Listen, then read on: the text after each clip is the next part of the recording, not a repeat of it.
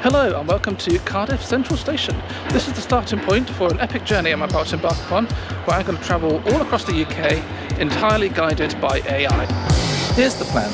I'm going to ask ChatGPT to name any train station in the UK, and then I'm going to jump on the first available train going there. Here is my train. When I arrive, I'm going to explore the local area. Looks like a lot of steps. Before doing the same again. I can imagine it's very noisy in here when the bells are going. And again. And again. The journey is the interesting part, it's not necessarily a destination.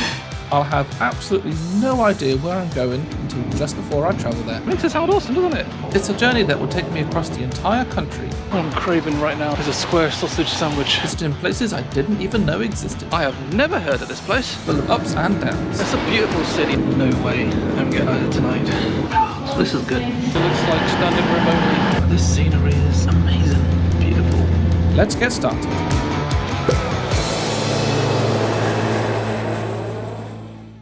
Okay, so this is the prompt I've written. This is what I'm asking ChatGPT. I am planning a trip around the UK, and I hope to discover hidden gems and unique locations that may or may not be well known. Travel will only be by train. Can you name one of the thousands of national rail stations and say what's so interesting about it? That's all it knows. Now I'm going to press go, and I'm going to go to the very first station that it says. Okay, you ready? Here we go. Berwick-Upon-Tweed. Okay, here we go. Certainly, this is what ChatGPT is telling me. Certainly.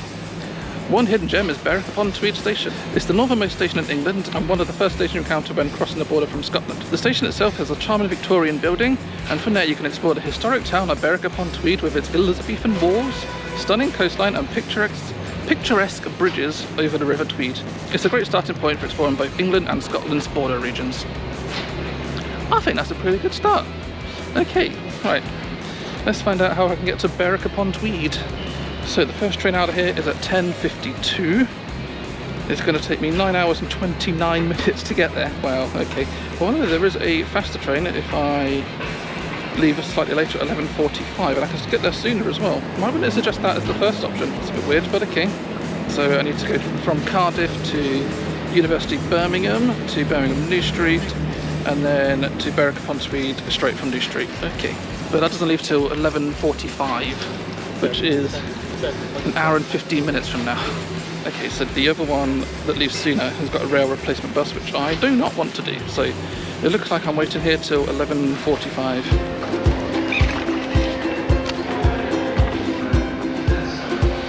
Oh, it's actually quite annoying having a long wait for the train. I was kind of hoping to be, I was kind of hoping to be travelling a lot sooner. I've just noticed I've misread the travel itinerary I need to take, and in fact I don't need to change at university. It's just that it was offering me a split ticket, which splits at university, but I can just stay on the train to New Street. So there's only 2 trains in total, which is actually quite nice, and it's cross-country all the way. Now I know that cross-country doesn't have very good on-board catering, so I just stopped off at the local Tesco to grab myself a sandwich and a snack for lunch, just in case nothing comes through. I've also got a 10-minute change at Birmingham New Street, so if there's even a slight delay, I possibly will miss the connection. It's saying it's from platform 9 to platform 10, so I'm kind of hoping it's cross-platform and not have to go up and over. Unfortunately, with Brighton so late, there's probably not much time to do much while I'm there, so maybe I'll wake up early and explore it in the morning before heading off to the next station.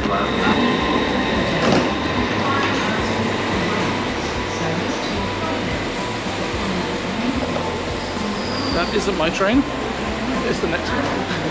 The 11:45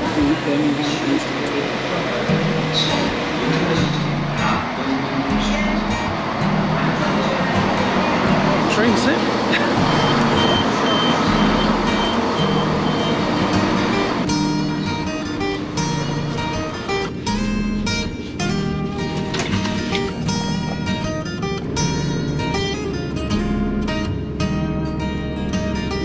Departing right on time.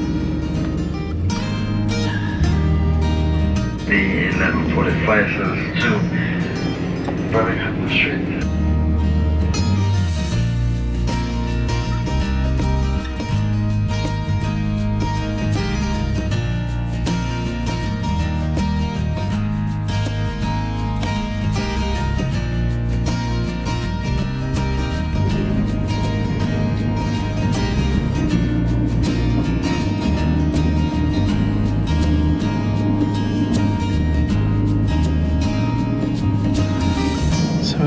I did buy something before I left because the trolley came round. They don't have any sandwiches. They have like snacks and stuff, but drinks, but no, nothing substantial. So Tesco wraps it is.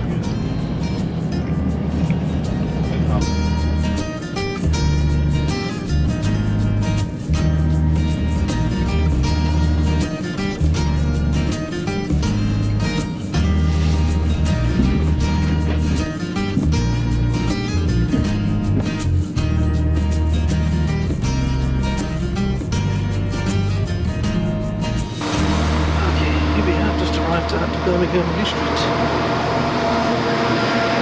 I need to go to platform 10. Okay, this is platforms 8 and 9, so I need to change. It's the 1403 to Edinburgh from platform 10A. But the good thing is that the train that I need to get is actually, I believe, coming down the same tracks I was just on, so we weren't going to get overtaken. And also, I thought I had a 10-minute change because that's what the app told me, but I had a close look at the timetable, and the time it told me it was departing Birmingham was actually the time it's arriving at Birmingham, and it sits there for 8 minutes. So I actually have an 18-minute change, which is fine. You know, because I basically arrived on time. Alright, maybe like 2 minutes late.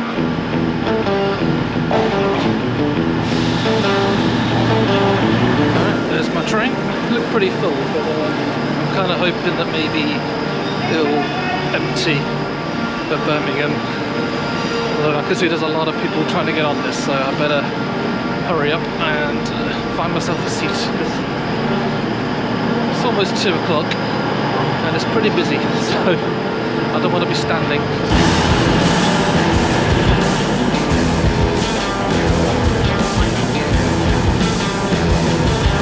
Definitely looks like standing room only. That is horrendous. Some available for first class, but I'm not sure if I want to upgrade. I'll just have to get on and see what I can do. I ended up sitting in the vestibule by the disabled toilet. I did try to sit in a couple of seats, but they had been reserved, and so I was quickly kicked out of those. I did find a seat eventually after we pulled into Derby, but this was about an hour and a half after we left Birmingham. I found out that the reason it was so busy was because the line out of King's Cross was closed that day, and so passengers were using this as an alternative route. But the train was far too small to handle that volume of people. The train kept getting busier and busier, which also made it very difficult to vlog. And so as we approached York, I decided to look at alternative options.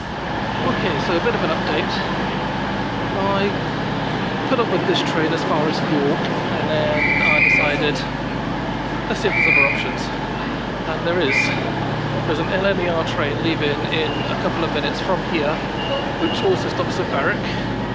So I decided that instead of staying on this overcrowded cross-country train that's only got 3 cars as standard, I'm going to go and get the LNER train, which started at Peterborough because of the line disruption today, and it hasn't stopped at all since Peterborough. So I'm hoping, therefore, that when it stops here, there will still be plenty of seats. Aberdeen by Edinburgh, platform 9. Yeah. Okay, we've got 10 minutes. Goodbye, overcrowded train. I look at that, there was even people standing up in first class, so hopefully this was a good decision.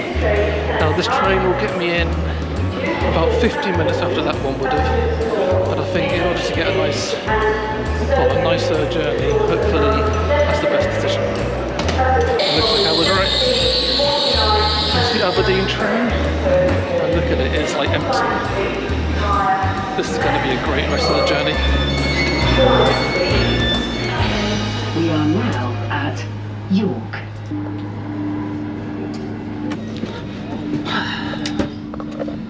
Okay. Going from a train where it was standing room only to a train where I literally get to choose where I sit. It's great.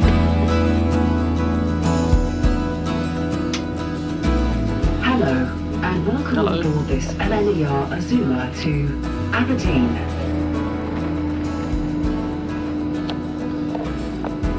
I mean, I would show you out the window, but you literally can't see anything when it's dark, so there's no point. Berwick-Upon-Tweed, Edinburgh Waverley, Haymarket. So LNER do this at-seat ordering service. So I thought I'd give it a go. I've never tried this before, so I'm just placing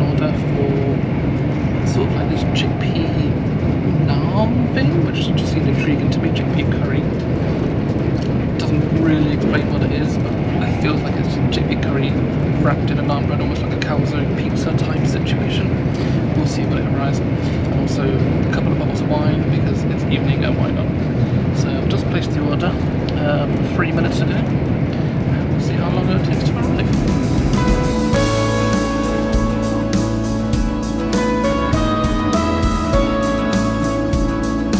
I just arrived into Durham, I want to say. Or was it Darlington? I can't remember. We are now at Darlington. There you go, Darlington. Food has arrived. It took 11 minutes. I don't think that's too bad. There we go. A couple of wines.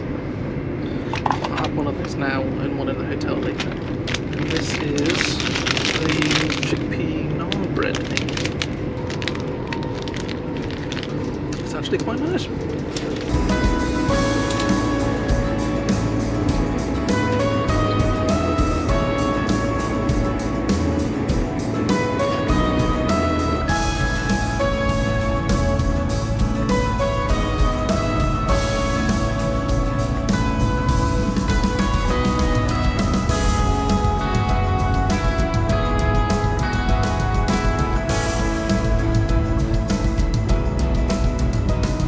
We'll sort it. See it, say it, sort it.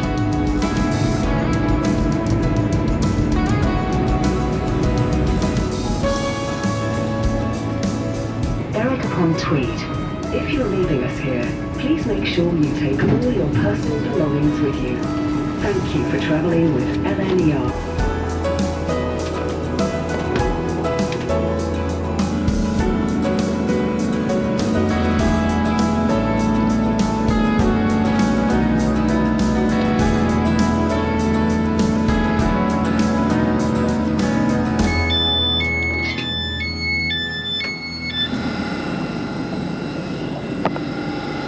Here I am, Berwick-Upon-Tweed, destination number 1. That was a long journey, but I suppose if you're going to come to the most northerly town in England, it's going to take a while. Berwick-Upon-Tweed. So, fun facts about Berwick-Upon-Tweed: it keeps switching between England and Scotland, like historically. I mean, it's been England for, I don't know, centuries now. And also, up until quite recently, it was still at war. Every time that they go to war, they say that England and Scotland and Berwick-Upon-Tweed are at war with X country. And they also did it with peace, so they say like England, Scotland and Berwick-Upon-Tweed are no longer at war with X country.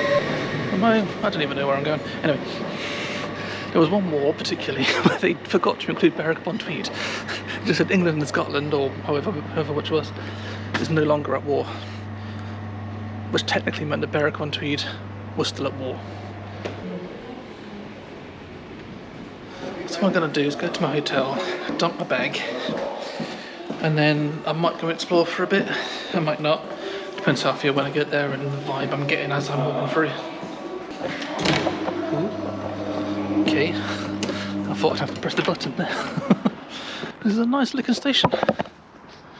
I mean, it's difficult to see in this light. I'll have a look again in the morning when it's actually light and you can actually see some things. Okay, so I think it's down this way. There's a hotel right there. And why didn't I see that in my search? It would have been great to just step out the station and go straight into a hotel. It's called Castle Hotel. Oh well. No idea what that is. But this is cool. Look at this. I believe this is like a castle wall. It's one of the only towns in the country that is completely enclosed still by a castle wall. The street's pretty quiet, there's only a few people on it, there's a few takeaways open.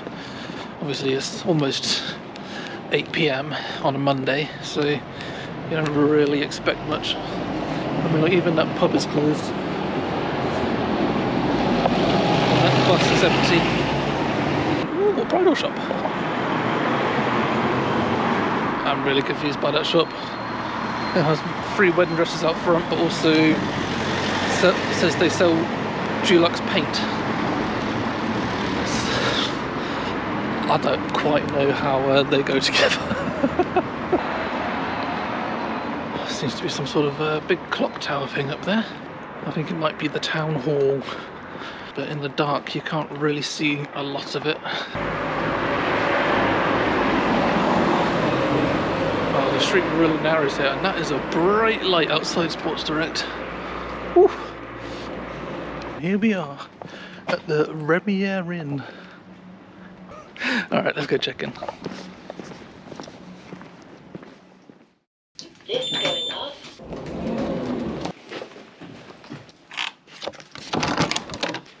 Ooh. Very purple. Okay. Oh, why did you turn off? Did I not put that in properly? Probably not. I've got to say, I've stayed at many Premier Inns in the past, and that is the friendliest check-in that anyone has ever given me. She was so happy, and it seemed like she was absolutely thrilled to be able to do her job. This is where I'm going to be for the night. I'll see you in the morning, and I'll go and explore the town. Hello, and good morning from Berwick-Upon-Tweed. It's rather windy here this morning, but I have just decided to come out with the sun and come and explore the town. So I feel like I'm going to explore the walls. As I mentioned yesterday, Berwick-Upon-Tweed is encircled by some really old town walls, which still exist and are open to the public. You can walk their entire length. It's rather brisk though. Pretty chilly, but it's first thing in the morning, the sun's behind the cloud. So there were 3 things that ChatGPT suggested that I needed to go and see. First one's these walls, second one's a beach, we'll get over to that eventually. The third one is bridge, and I can see a couple of bridges over there. One of them's got some construction work going on. I think that one in the distance, the viaduct, is the one that I came over on the train. 2 things ticked off at least. One other thing that there is here, which Fran has told me about, that's my wife if you're taking note, is a lighthouse. So I'm going to go find that lighthouse as well. Is that it? No, that's a chimney. Found the lighthouse. It's not that impressive. Also some type of beach down there. I don't think it's like the beach, but it is a beach. Also need to correct some things that I said once I got off the train yesterday, because that was the stuff from my memory, and I've actually done some research into it now. I can tell you about it. Berwick-Upon-Tweed has changed hands between England and Scotland many times. One source I found said that its total changes is 13, which is quite a lot.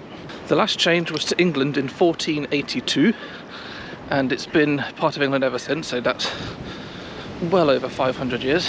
So it's been a location of many wars. Most of the times when it's changed between England and Scotland it's been because of war. That fun fact about Berwick-Upon-Tweed being at war, it was related to the Crimean War of 1853.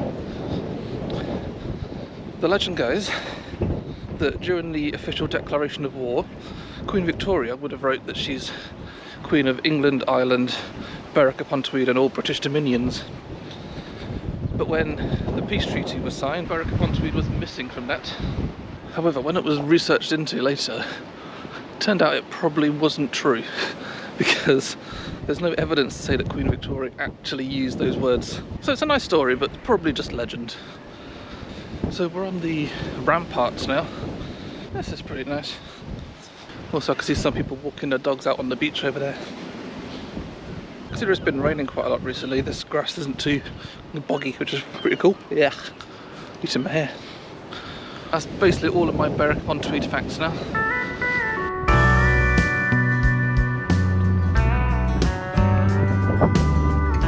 Just found some sort of beacon thing as well. Let's go check out what that's about. Oh, there's no plaque on it, so I don't know. It's a thing.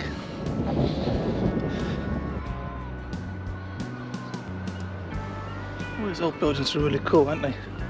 Built of stone and stuff. Ah, it's the barracks.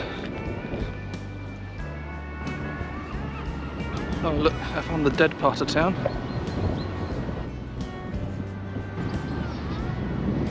It must have taken them ages to build this. Like, these walls are massive and they're like full of dirt behind them as well. I wonder how many people died actually building it, because the medieval people weren't really known for their health and safety, were they? Okay, I think I'm coming up to the point where the walls cross the main road. Yeah, here we go. You can see the town hall in the distance there, which you couldn't see before. And then over here, that's where you'll find the B&M. The old medieval B&M.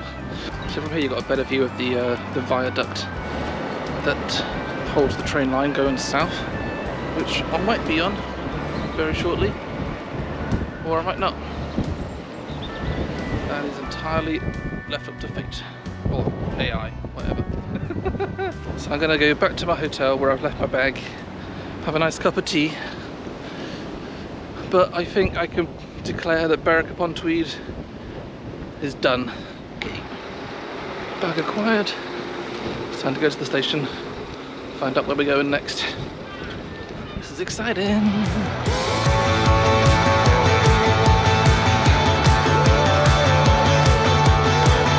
So that was Berwick-Upon-Tweed. Quite nice little town. I wish I could have stayed a bit longer to explore it a bit more, but I have to get going. I've got ChatGPT up on my phone right now. I'll stick it up on the screen so you can see what's going on at the same time as me. I'm just going to type another, and let's find out where we're going. Here we go. Okay, Settle Station in North Yorkshire. Nestled in the Yorkshire Dales National Park, it offers breathtaking views of the surrounding countryside. Settle is known for its picturesque location and serves as a starting point for exploring the famous Settle-Carlisle Railway, renowned for its stunning viaducts and scenic route through the Yorkshire Dales and Eden Valley. Additionally, the station is close to the charming market town of Settle, making it a perfect base for exploring this beautiful region of England. Ah, makes it sound awesome, doesn't it? Okay, let's find out how to get to Settle. Okay, so the first train is at 10:50, which is an hour and a half from now, and there's 2 changes involved, and I'll get in just after 3 o'clock. So I need to go first to Newcastle, and then to Carlisle, and then finally Settle. Okay. This is such a tiny station to spend an hour and a half at. So I'm just wondering if there's maybe an earlier train that gets into Newcastle. Okay, there's one at 9:48. It's a cross-country service, I think. Yes, it's going all the way to Plymouth. 9:48 will get me to Newcastle at 10:40. I think that's a better plan. Let's do that. I'm gonna go catch the train, the first train to Newcastle, and then I'll spend the time there waiting for this other train over Carlisle. I've just seen something interesting on the board behind me. I'd never seen this on the UK rail network. It's actually got a little display that tells you where the train is going to stop, but also how busy each carriage is. So you can plan where you're going to stand to get onto the less busy carriage. And according to that, the carriage that's going to stop at Zone 6 is the emptiest. So I'm going to get on the carriage at Zone 6. That's good, I like that.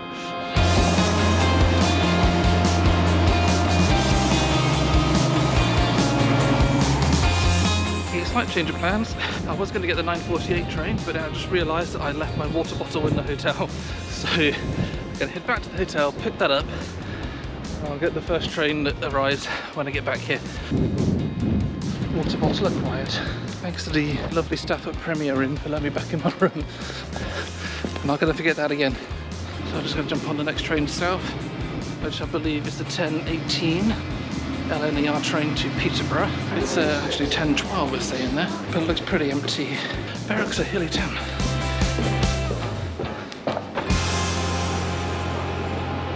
Train number 1 is arriving, heading off to Newcastle.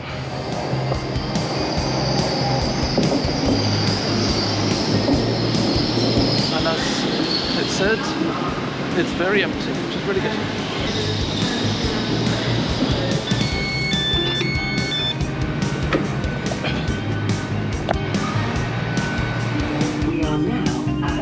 Berwick-Upon-Tweed.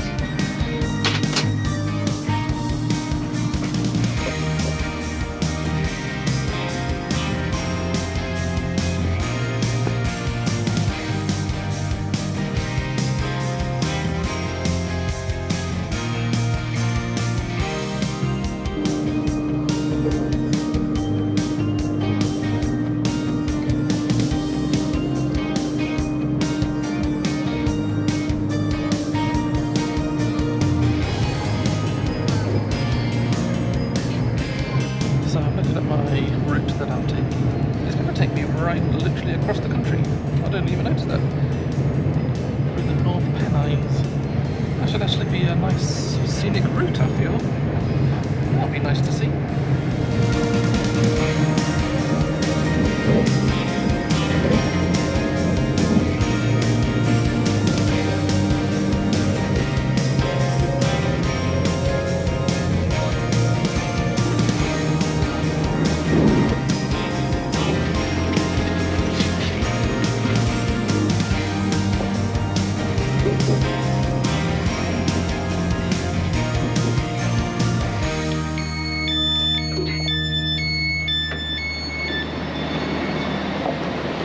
Here we are in Newcastle.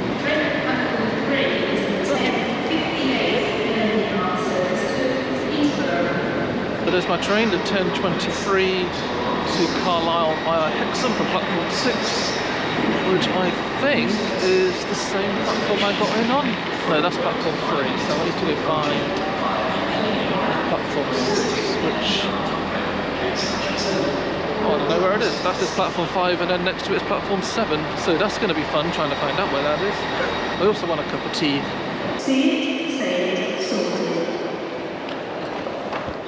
Cup of tea acquired.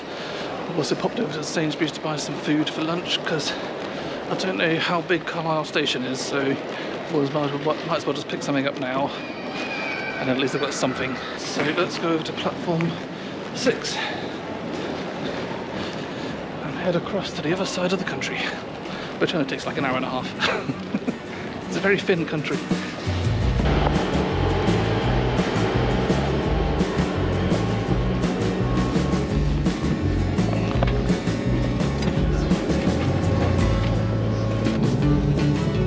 Welcome aboard this Northern service to Carlisle. The next stop is Metro Centre.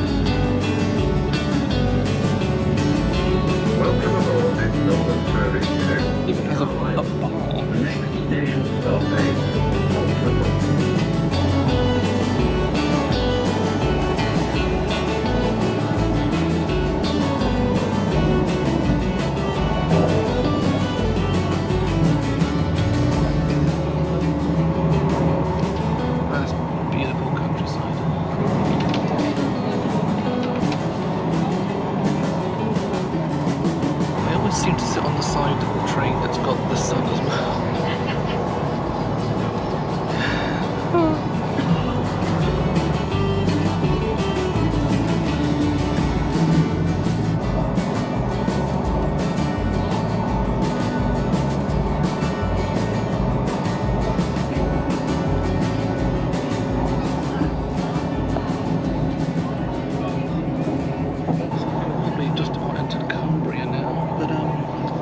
Started to turn and it's raining. Hopefully it won't last too long. The weather I looked at this morning said that it wasn't going to rain at all today, but then again I suppose I didn't look at this part of the country, did I? I just checked at Berwick. So it's going to start pissing it down in settle at 3 o'clock. Guess what time I'm due to arrive? Yeah, 3 o'clock. I guess we've got an umbrella.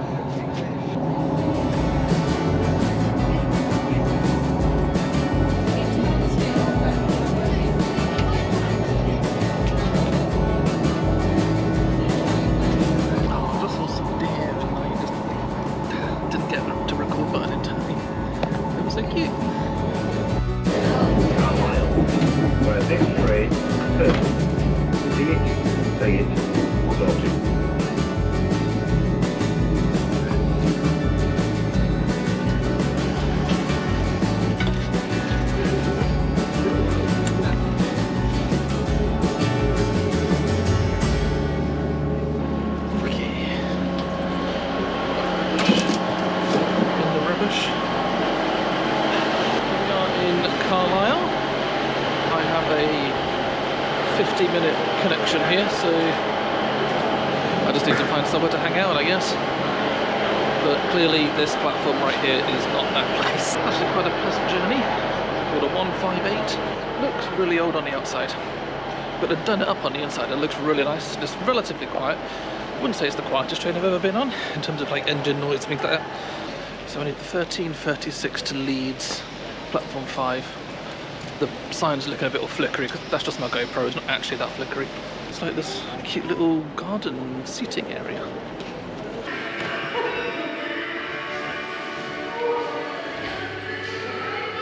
That's such a cute waiting room.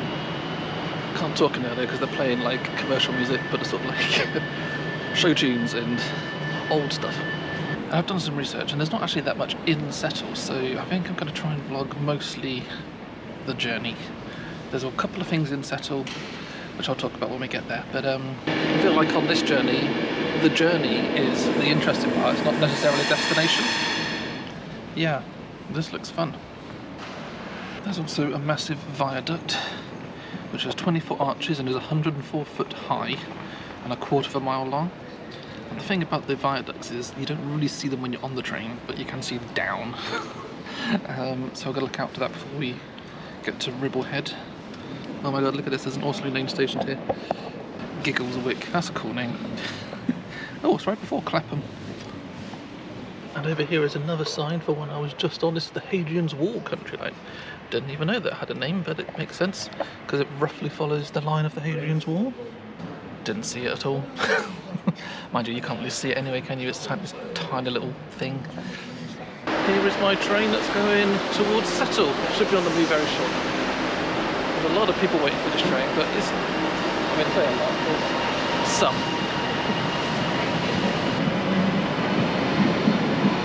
So I met that little dog down there and she hugs your leg, it's so cute.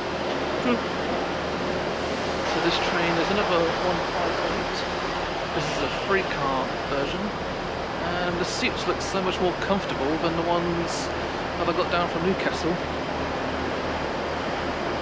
Definitely thicker, hopefully they're a bit plushier. There we go, if I come down this end of the platform it's quieter.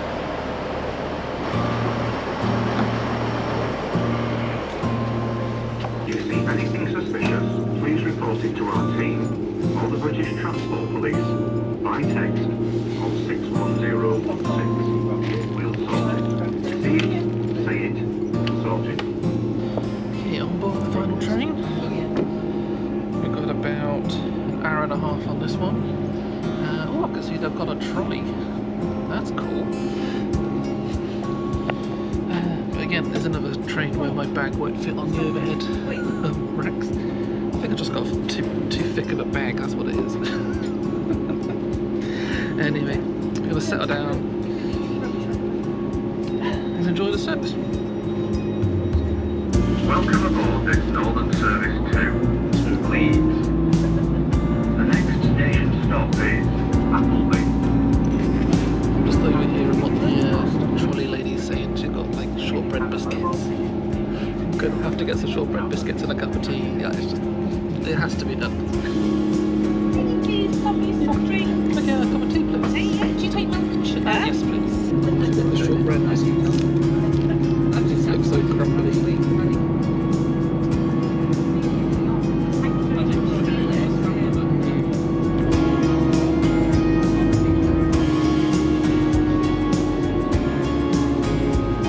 I've been on this train for less than 10 minutes and the scenery is already incredible.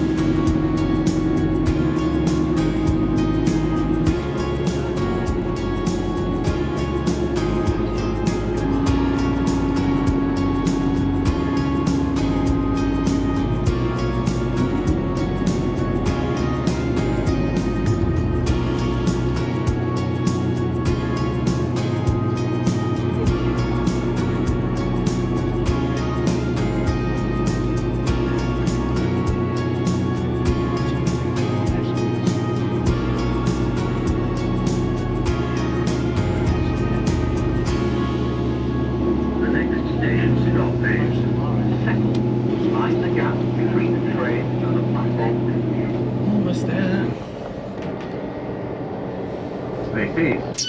Settle.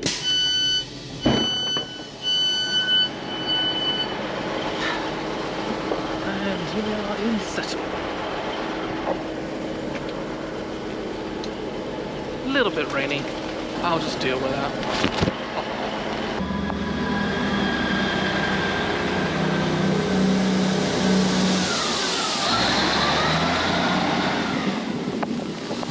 Bye-bye train. Such a cute station. Let's see if you can see it underneath my brolly. So as I mentioned earlier, doesn't seem to be all that much actually in Settle. So let's just have a reminder of what ChatGPT said. It's nestled in the Yorkshire Dales National Park, which is true. Offers breathtaking views of the countryside. I mean, yes. I mean, look over there. Massive hill behind me, if you can even see it. Picturesque location, so decided to explore on the famous Settle to Carlisle Railway. Well, I've basically just done that. We're now for Sutton Viaducts. Okay, we've been on that. Scenic route for Yorkshire Dales and Eden Valley. I'm assuming that's what the valley is called. Additionally, stationed close to the charming market town of Settle. Well, I think it's actually in the market town of Settle. And is a perfect base for exploring the beautiful region of England. So, basically, we've done everything that it says already. So, I'm going to show you a few things which I have done my own research on. This structure behind me is a water tower. And that was used to house all the water for steam trains, and I think it might still do that. Like I said, I'm not quite sure if they run like steam trains on this line as well. There's also an old like community hall, which I think I saw on the train. They had some sort of like party type setup in the garden. So a little quaint village in the middle of the national park. It's quite nice. Apparently the high street is full of lots of independent shops. So we have a jewellery shop there. Also an antique shop. Forage and Feast Deli and Gifts. Okay. Wholesome Bee. Looks like some sort of bee or honey shop type thing. Oh, and there's also a tea room. Okay, that is a really good name. Ye Old Naked Man Cafe. There has to be a story behind that, surely. And then, of course, no little village would be complete without a church and the dead part of town. And then over here we've got the viaduct that the railway passes over. Well, I say the viaduct is like a few arches. I found the hall. I went past it. That looks interesting. The Wonky Cake Cafe. Dog-friendly little cafe. Oh, there's a blue plaque over here. Some painter dude. This one is called Victoria Hall. And it's some sort of meeting place. Like entertainment venue. Something like that. Very briefly, that's basically Settle. Yeah, so nice cute little shops. Quaint little village. But to be honest, not much else actually in the town. I think people use it more as a base for exploring the local area. There was this great little waterfall, well it's not really that little, that I wanted to go and see, but it's like a 50-odd minute walk just to get there, and then I've got to obviously come back. And in this weather, and with the clothes that I've got, no way am I doing that. So that'll have to be put on my bucket list for later. See, it's not just Wales, it's 20 miles an hour. Let's go and get something. I'm not sure I want a cup of tea, but maybe the cafes do something else. Hot chocolate and a cake. That sounds great. Question is, do I go to the Wonky Cake Shop or the Naked Man? I like the sound of the Naked Man. Not in general, just on this very particular occasion. Are you ready to order? Hi, yeah. Just get a hot chocolate and a lemon drizzle cake.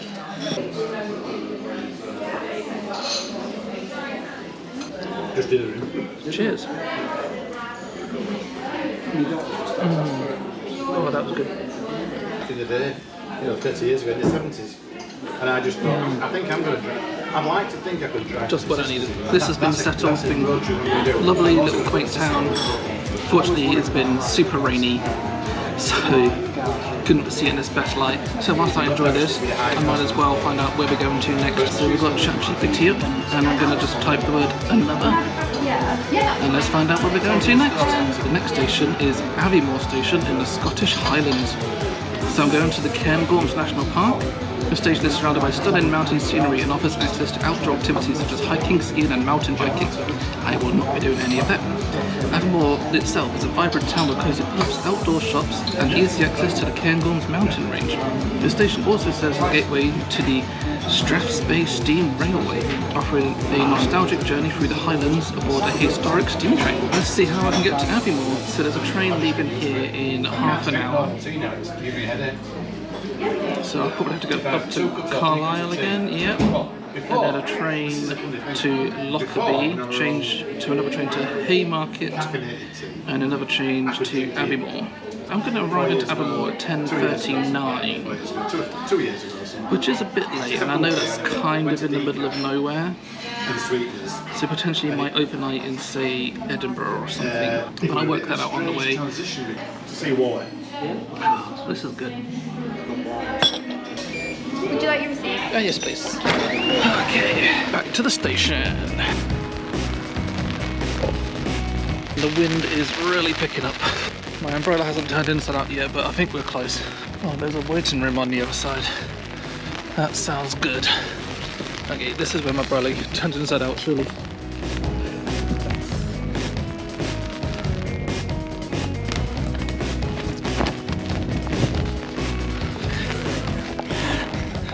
Told ya.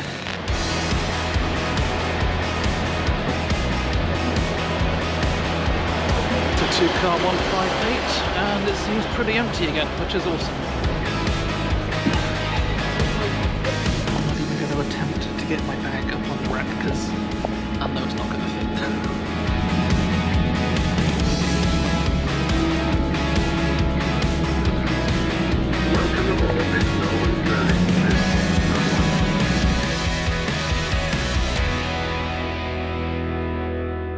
It's nice seeing the rain from inside. Don't like seeing it when I'm in it. God, look at my hair. It's like I straightened this morning. So now I need to work out what I'm going to do for the rest of the journey. I'm going to have another look, because I would like to actually get there tonight, because if I go to Edinburgh, it's a 3-hour train from there. So if I overnight in Edinburgh, that means a 3-hour train tomorrow morning, when I could just go to Aviemore tonight, wake up there, explore it in the morning. It may be that I maybe don't go Aviemore tonight and I stop in Edinburgh, or potentially I could overnight in somewhere like Perth or Stirling. But then the train is probably going to be the same train at Edinburgh. I've not checked that in the morning. In fact, I should probably do that. Let's have a look at that now.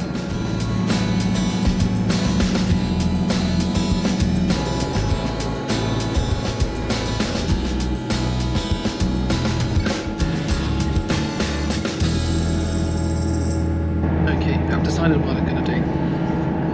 I am going to go to Aviemore tonight. I have a couple of tight connections, but everything is currently running on time, so assuming it stays that way, I should be good. However, the train I'm going to get out of Edinburgh is the last train of the day, so if I miss that, I'm going to be sleeping in Edinburgh. So here's the plan. This train gets into Carlisle at 1 minute to 6. Then there's a train that leaves Carlisle going to Edinburgh at 18:18, which means I've got a 19-minute change, which is fine. That's currently on time. It's a Trans-Pennine service going all the way to Waverley. However, I'm going to get out at Haymarket, where I have a 12-minute change, get the train at 7:43, which goes to Aviemore. Well, actually goes to Inverness, but it stops at Aviemore. So if this Transpennine train gets delayed, I am going to miss that connection and I'm sleeping in Edinburgh. The alternative plan, if I do not get that train and I'm in Edinburgh, I'm going to get the very first train in the morning, which is at 6:30ish, and then it's about 3 hours on the train there. That's the plan. Let's see what happens.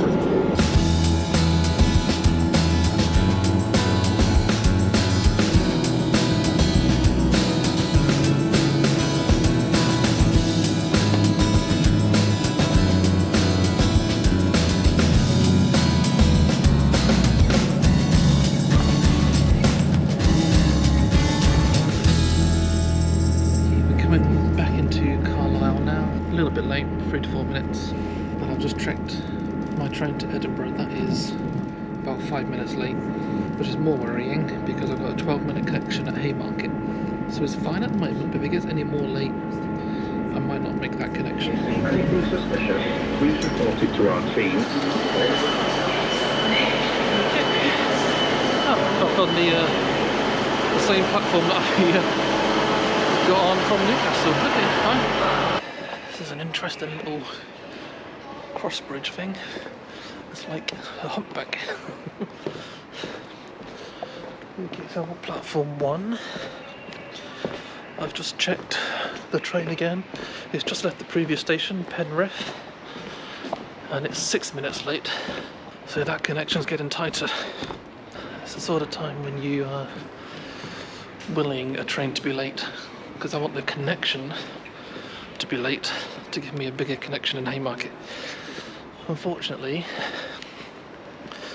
the train starts at Waverley, so it's going to say it's on time up until the point that it's actually not left the platform, because that's how British trains work. It's weird.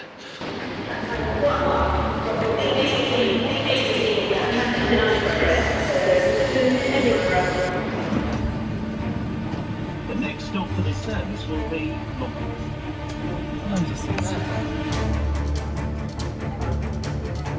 We're now 8 minutes delayed, but if these delays continue,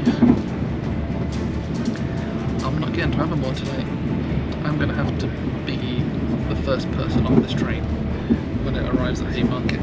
We are currently behind a ScotRail service, just stopping at intermediate stations. Here we go, it's a Fishguard train. Hasn't actually left Haymarket, so there's no way I'm going to Aviemore tonight. That is frustrating. Thank you for travelling with Transpennine Express. I mean, it wasn't a good journey. I'm more annoyed than anything else. I just wanted to get there, wake up at like 7 AM and have a look around the town. But now I'm actually going to be arriving about 9:30 tomorrow, assuming it's on time. Oh well, what is there to do in Edinburgh on an evening, on a Tuesday night?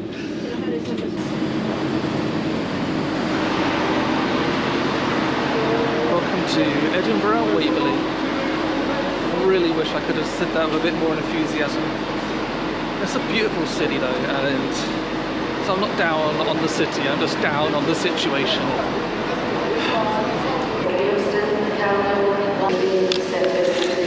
I'm actually going to do something which I have never done, I always just have to do it, and that's just turning up at a hotel and asking if they have a room. I've never done that, I've never turned up at a hotel without a reservation, so new experiences. Hi there, I just wondered if you had any rooms available tonight. I don't, unfortunately. No? No, the closest Premier Inn hotel that I know definitely does is my other hotel in York Place. Well, that was a total bust. They claim to not have any rooms. Ugh, okay, fine. I'm just going to do this the proper way. Let me just actually book it on my phone, exactly like you're supposed to. I don't think you can see that. But this is a hub by Premier Inn. I've never been in one of these. Any particular floor would you like to be in? Your house? Are you light slipper? Well, yeah, let's do a quiet one then. Yeah, I'm gonna put you on the top floor because that's the most quiet floor in the building. She was nice and friendly, wasn't she? This is my first time at a Premier Inn hub, so this is going to be interesting to see what the differences are. Which I've already been told that there's no tea and coffee in the room, which is fine. Which is the way through here. In fact, what room am I in? 505. So it's a much smaller room. Look at this. But I'm literally here to sleep, and that's all that matters. This is the shower and toilet, which I feel like I'm going to need tonight. Well, the shower anyway, and the toilet. Anyway, I'm going to now relax, charge my batteries, quite literally, and I'll see you in the morning. Good morning. It is currently 5:57 AM. I managed to get myself up and dressed, ready to head up to Aviemore. Train leaves in about just over 30 minutes or so, 35 minutes. Not had a cup of tea yet, so I'm going to go do that downstairs and then head to the station and head up. I need caffeine.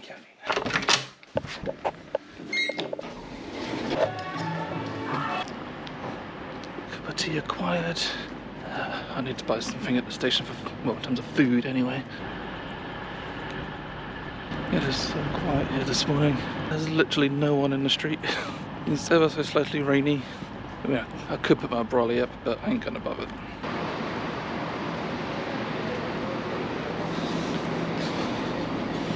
Okay, platform 14, front 2 carriages only. Okay.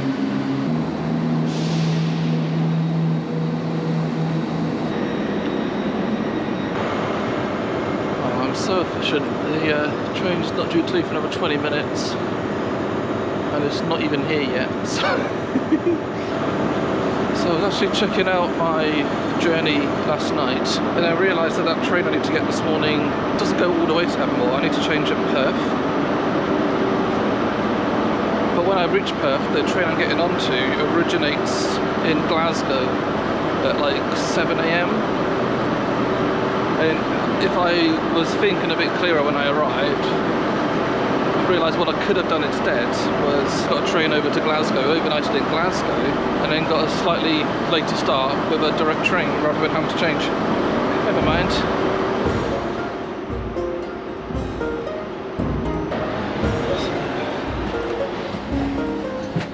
This is the Perth train, right? Yeah.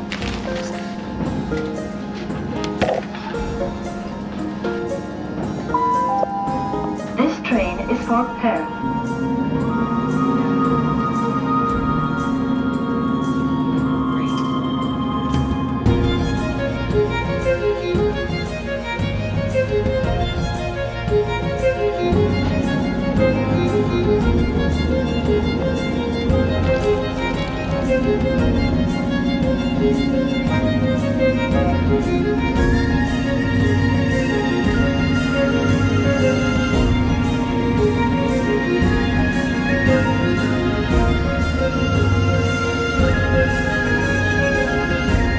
We are now approaching Perth. Please mind the gap when alighting from this train.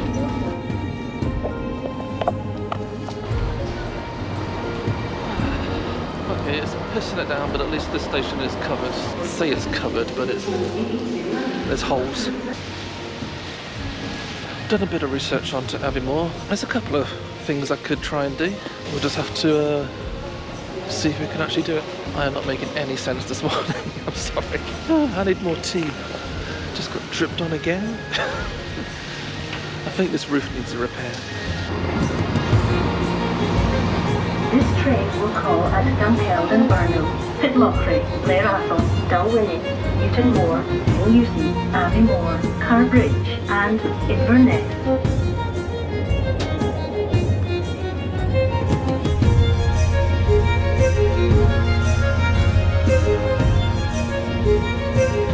This scenery is amazing. I mean, just look at that. That is beautiful.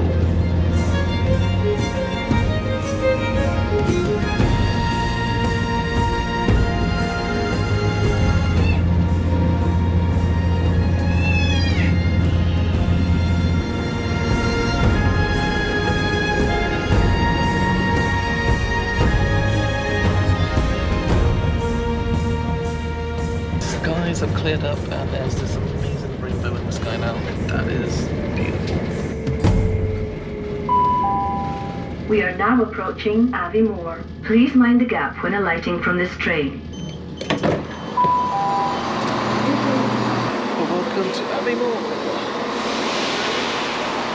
There's a steam train over there.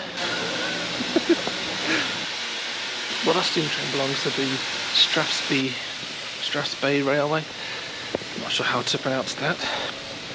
I was hoping to ride that, but they have all sold out of tickets today. This is a cute looking town already. Oh, and this hotel here, that's the one that I did plan to stay in last night if I had actually managed to get here. We must remind ourselves of what ChatGPT told me about this place. So, it's situated in Cairngorms National Park. Yep, there's mountains all around. Offers hiking, skiing and mountain biking. Again, not been doing that, ain't got time, nor do I have the appropriate clothing. But there's a vibrant town with cosy pubs. It's too early in the morning, they're going to be closed. Outdoor shops. I mean, don't most places have shops, but okay, fine, what else? So, I had to do some further research. If I can get the hair out of my face. Because again, it's another place a bit like Settle, whereby it's a place where people come to access the wider area. In fact, I have actually been in this sort of area before, and we went to a wildlife park which actually has some polar bears in it, which was pretty cool. It was a beautiful drive, it was a lovely day. In fact, even on the same trip we drove all the way up to John O'Groats, and on the way back it started raining. Not raining, snowing. When I did my research, I found that there's like a nature reserve just down here. This part of the country has 25% of all of Britain's endangered animals, including the red squirrel, which is something I have never seen, and I would love to see a red squirrel, so fingers crossed that we find one today. Oh, fish and chips. They're not open though. Well, here we are at the Craigellachie National Nature Reserve. I am probably mispronouncing that.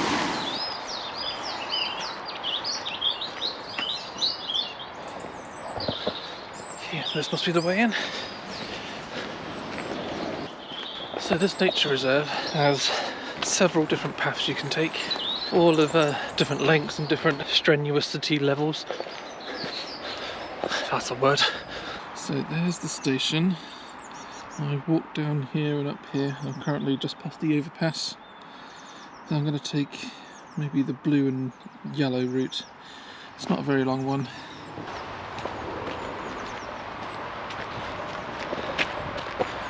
So there's a little lake here. Doesn't seem to be any ducks on the water though. Oh yeah, there are. There's some just over there hiding. They're just the regular mallard ducks though. It's nothing special, but you know.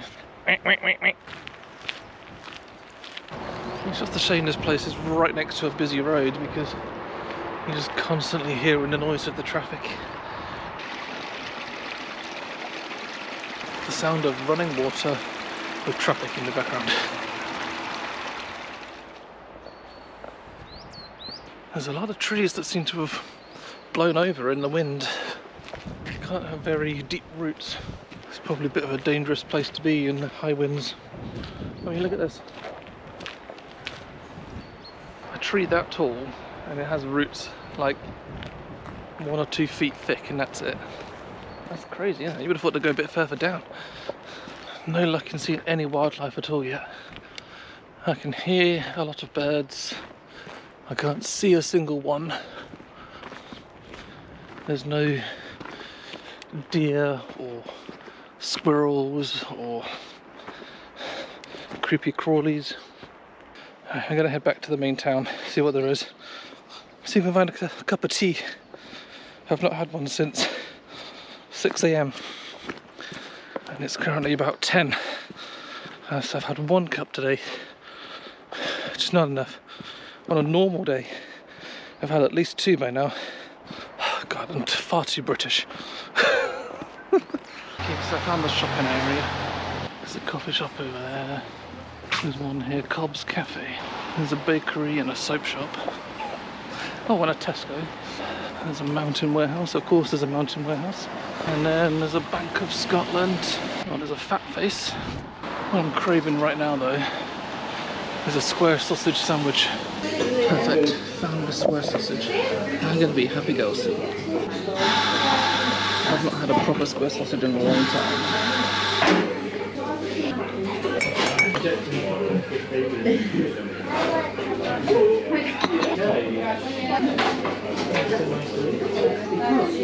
Yeah.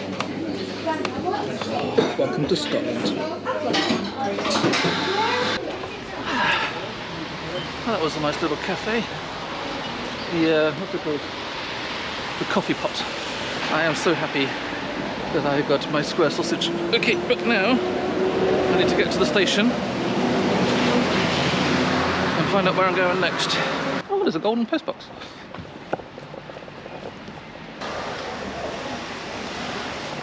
Okay, cool. There you go. This town is home of a Paralympian. Gold medal winning Paralympian. Great. So that's Aviemore. Lovely little town. Good vibe actually, I quite like it. I think I was kind of wrong when I said there was nothing much to do in the town. I mean, yeah, there's some like places to shop and stuff, and there's probably some, I think there's a hotel over there that's got like a leisure centre attached to it with a big swimming pool and slides and stuff, so that sounds pretty cool. So maybe I'll come back here and actually spend some time here. I think I've said that about every single place I've been, but now it's time to find out where I'm going next.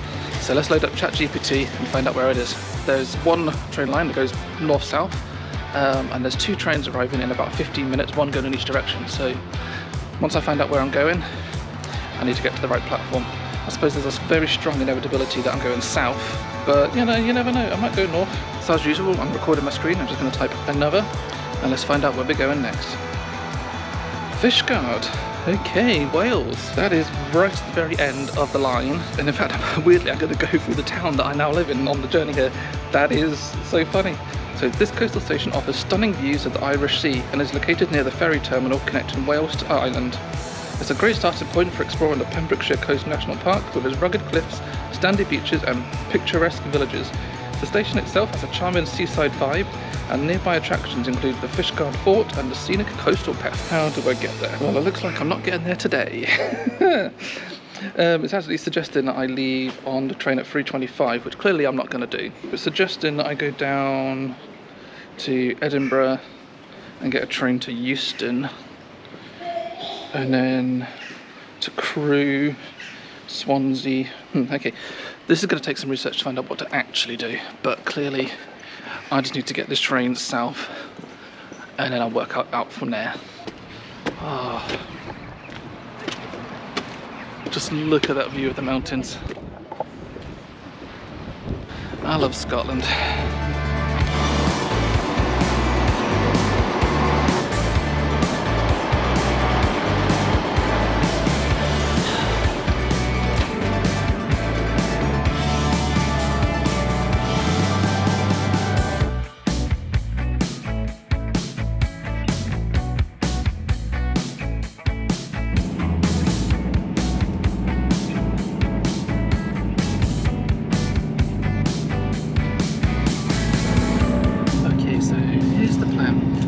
Didn't come up on the journey planners, but I've managed to sort of concoct this together myself.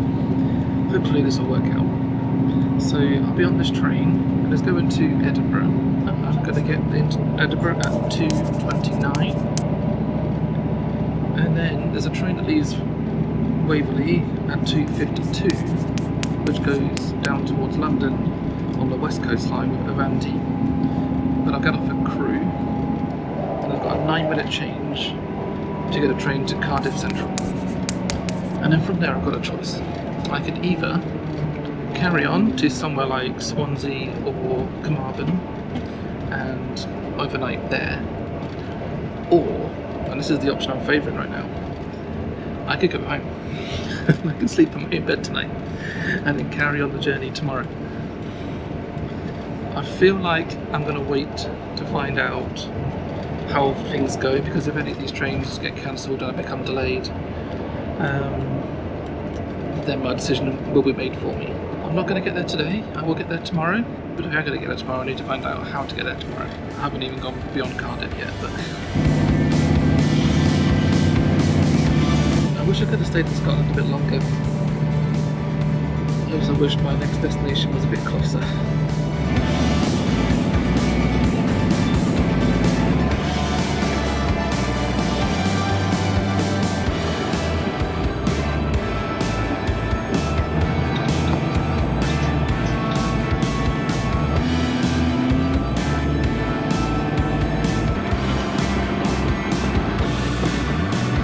We're coming through the Falkirk area right now. Picked up a little bit of a delay, about 3 minutes, but that's fine. It's been a pretty pleasant journey. It's been a very quiet train. But we've kind of, I think we've run out of scenery, shall we say.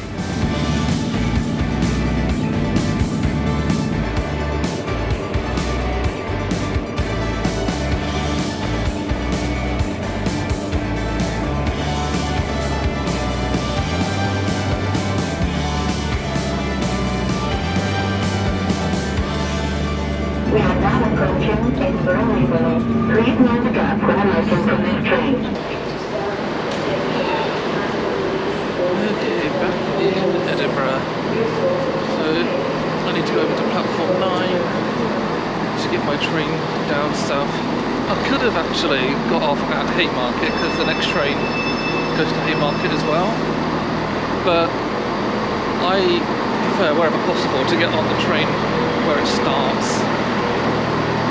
Especially if it's a really long train like this one's going to be. Because then also you get a better choice of seats as well. Also going to pick up some food. I have eaten very badly on this trip, so I'm going to maybe pop into Pret and buy a salad or something like that.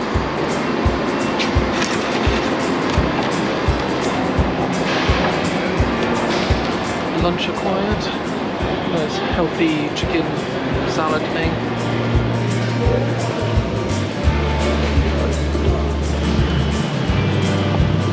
Okay, well the train is here.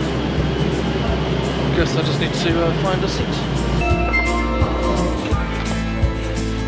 Services via the West Coast Main Line, 1452 service for London Euston via Birmingham and the West Midlands.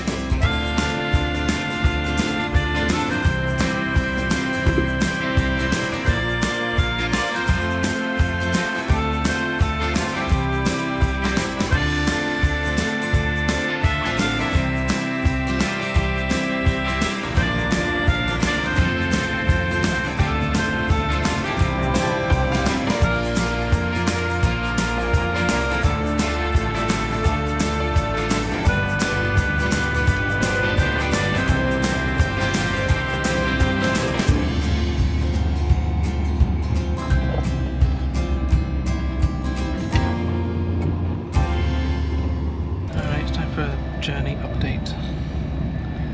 I've just found out that my train I was going to get from Crewe to Cardiff has been cancelled, which is not helpful.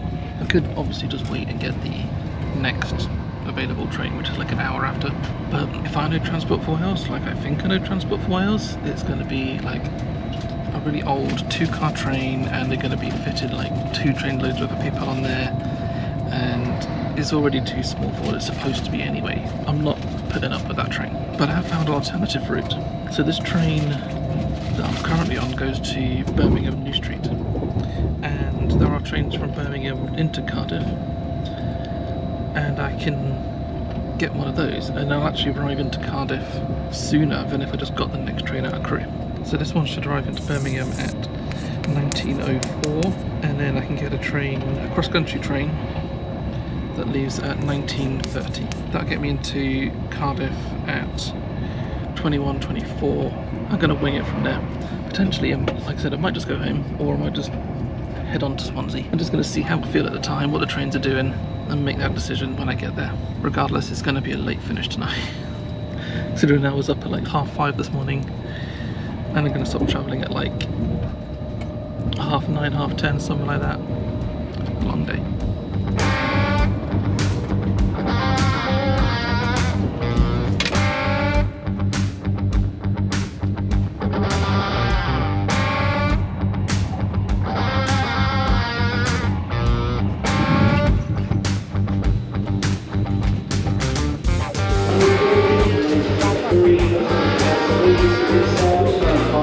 So straight onto an escalator, I'm going to go go to platform 11B, I think. Do I have to put my ticket in to just get to the next platform? That's weird. Okay, fine. I'll do it. Where am I supposed to go? Go to red zone. 11B. Okay. Platform 11. The train is not due to leave for about 15 minutes, but it's due in 5. Practical chaos in here today. There's a couple of cross-country services which are delayed to come in on the same platform that I need. This time is going to be the third train in, so that's going to be fun. The train is going to be changing platforms, but I haven't told us which platform yet. So I'm just going to head upstairs. I don't know where it'll be. Just flashing up TBC. Cardiff now, 12B. Crazy barriers. The train's not here yet, but it's on the board, so you know it's coming. That's an absolute joke. It's got 2 coaches in it. 2 coaches, that's it. I'm going to be sat on the floor again, aren't I? But it looks like there's a lot of people getting off as well, so maybe that's a good sign.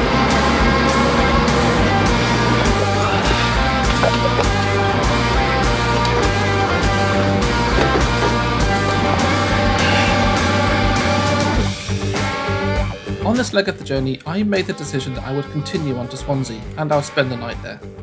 The first train of the day to Fishguard originates in Swansea, so it was the simplest solution. I also discovered that I could get a delayed GWR train towards Swansea, and so I changed trains at Newport instead of Cardiff just to make this change a bit easier, and also to get off this awful cross-country train a bit sooner and on board a much nicer GWR train. I was also desperate for some food and some water, so I was also wishing that GWR would have a trolley service, which was noticeably absent from cross-country. This is Newport.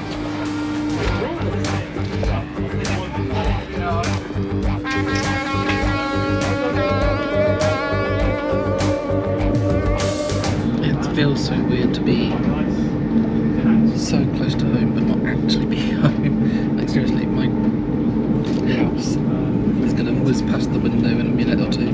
Sort of the town that my house is in.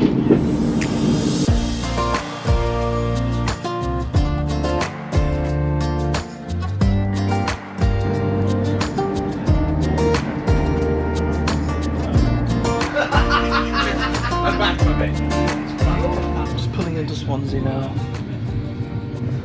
So I'm literally just going to go straight to my hotel and go to sleep. Because I have another train to get at 8 something in the morning. It's currently, it was almost 11. Yeah. I am literally just going to sleep.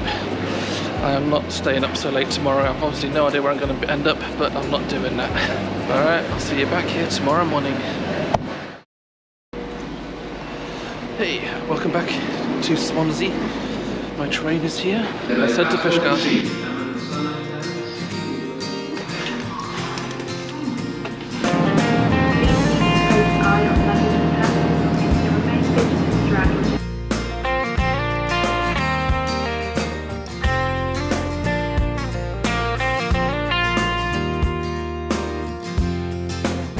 Goodbye to Aviemore, or Swansea in English. Interesting town. Spent about 9 hours here. I had to go through the nightclubs, well, the area where the nightclubs are, to get to my hotel. Oh, that was fun. So I don't know if you can probably hear me with the sounds of these noisy engines, but I'll try to talk loud so you can. I'm just having to look up the route for this. And by the looks of things, it's going to run alongside the sea for a little bit, which will be nice. I don't think it's going to be as impressive as, say, like the Dawlish area, which I'm hoping I'll get to. I've never actually been down that line, but I've seen photos and video of it, which looks quite cool. Maybe I'll end up down there, you never know.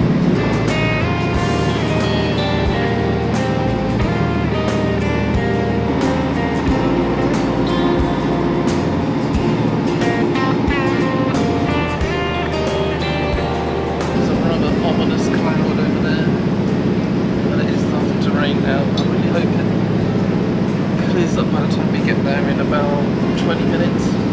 3 hours to get at Fishguard before I can get a train out, so I really don't want to be rained on. Well, that was the only passenger left, but there's one more down there. Yeah, there's 3 staff on this and 2 passengers by the looks of things. I've been on a train where there's more staff than passengers before. I don't think I ever have.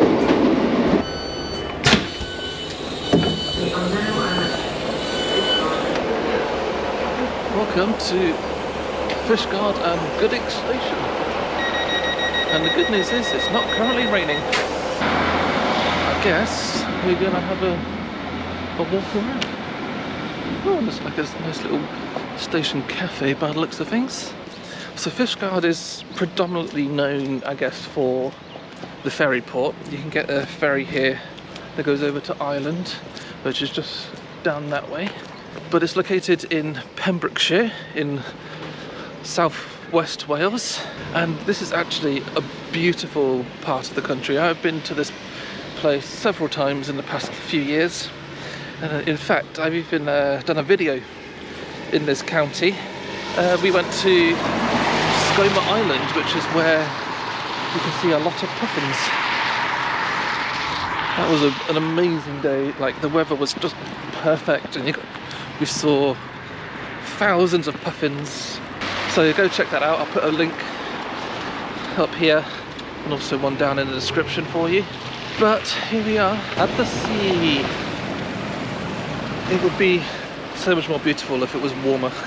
Next time I do this trip, I'm going to do it in the summer. So let's go explore what this little town has to offer. Over there there's a fort, and there's a lot of history involved in that. There's also an aquarium over here. Unfortunately, it seems to be only open at the weekends at the moment, so unfortunately I can't go in, although the cafe is open. So the station is called Fishguard and Goodwick. I'm assuming Goodwick, not from Goodwick.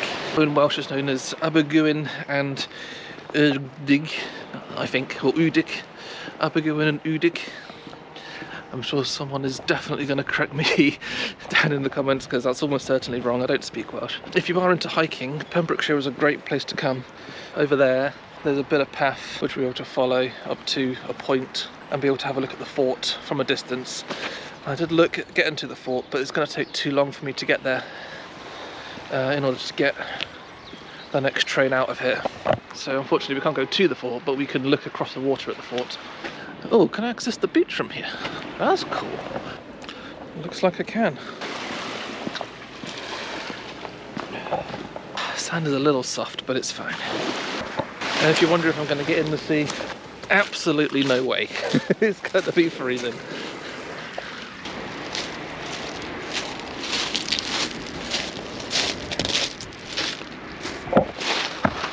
I need this thing. Oh, this is a cool thing. That's a sort of mosaic thing. So there's a walking route here called the Marine Walk, which takes you a little way around the peninsula.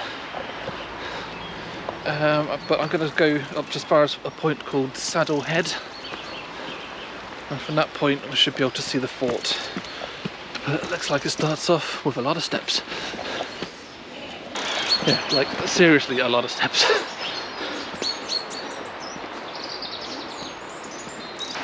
Okay, I'm at the top, but look, spring is definitely here. Hopefully the rest of the walk isn't that strenuous. Motorbikes and prohibited. Don't do that. So there you can see the ferry port a bit better. Actually there's no boats in there at the moment. Oh, and now it's starting to rain. I think it's just going to pass. I keep looking in the water to see if I can see any like seals or anything like that. There's a few things bobbing around and floating and stuff, but I think they're just birds. Okay, no seals, but there is a kayaker, so there you go. Found something interesting at least. I've made it to Saddle Point, and just across there, right above where my hands are, that is the remains of Fishguard Fort. This was the site of the last attempted invasion of Britain when in 1797 the French tried to land in these waters here. But when they reached this area, they were pushed back by the people in the area and from the fort. The story goes that the French saw all the Welsh ladies in their long red dresses and big tall black hats and thought it was a massive army waiting to pounce on them. And so they just left and ran away. And this is where it all happened.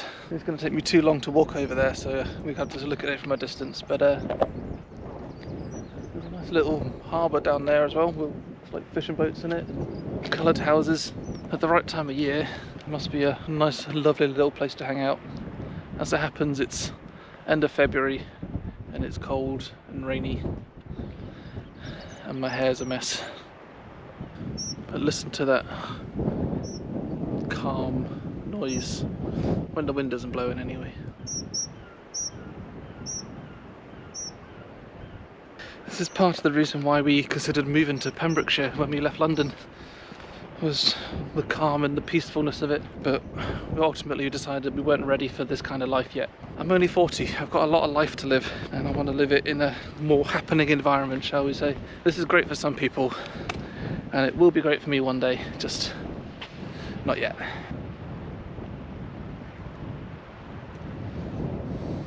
Okay, so now I'm walking down the main road into the town centre, and I'll see what's down there.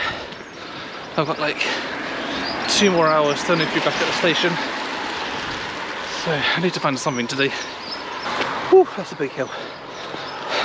I found what appears to be the main shopping street in this area. Quaint, old, all these buildings where everything's just a bit higgledy-piggledy looking, sort of, but they didn't really think about overall aesthetics, which is fine because it looks great and awesome. But in fact, there's a pub over here. So I told you before about the last invasion of Britain in 1797. Well, this pub here, called the Royal Oak, is where they signed the peace treaty. And I know that because it says it above the door. There you go, there's more history for you. So whilst this place looks kind of nice, honestly there isn't that much going on. And I think it's probably just because of the time. Like, I am here at 11 AM on a Thursday at the end of February. It's probably not the best time to be visiting this area. But you know, there's some nice independent coffee shops, there's a couple of bric-a-brac and charity shops, and then of course you've got these closed shops. That was a Pampered Pet. I'm gonna go find myself somewhere where I can sit inside. Oh, it's a co-op. So I've made my way back to the aquarium thing. So I'm gonna go have a walk along the harbour wall, then go to the cafe for a cup of tea. Do I really want to walk that? No. Alright, change of plans. Straight to the cafe. I haven't got the right footwear to be splashing around in those puddles.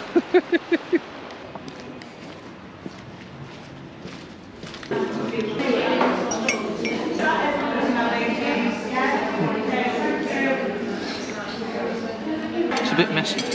Oh, it's nice though. I never thought putting bacon or cranberry before.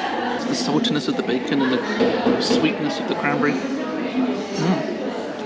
And it comes with a side salad as well, so it's healthy. Now I'm full of tea and bacon again. It's time to get back to the station and find out where I'm going next. When as I was eating, the ship came in from Ireland.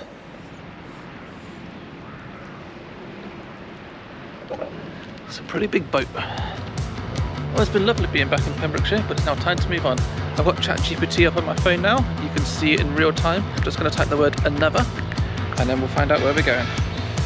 Okay, one hidden gem in the south of England is Rye Station in East Sussex. Okay, I never heard of Rye. I know the bread, but I never heard of the place. This quaint station is nestled in the heart of the historic town of Rye, known for its medieval streets, charming architecture and picturesque countryside. God, I can't really talk today.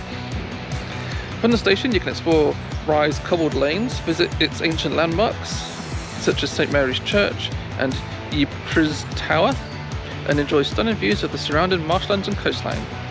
Rye Station itself retains much of its original Victorian charm and serves as a perfect starting point for exploring this enchanting corner of England. That sounds lovely. So let's find out first of all where Rye is, and secondly, how to get there. Oh, 4 or 5 changes. That's hectic. Okay, fine.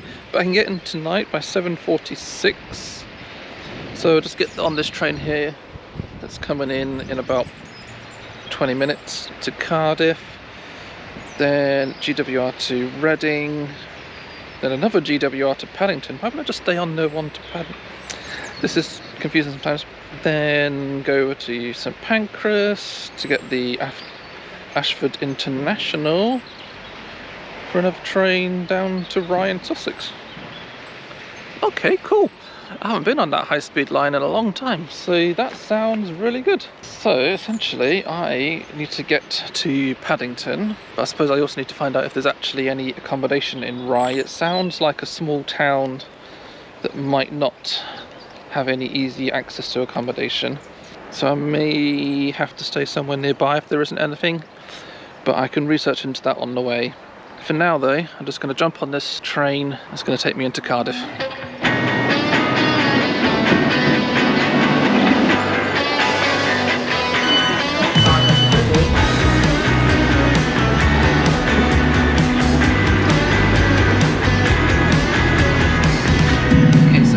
Fishguard. The good news is that I have some options. I'll be able to get into Rye this evening at a reasonable hour and actually be able to relax in the evening. This train that I'm currently on could take me all the way to Cardiff if I wanted to.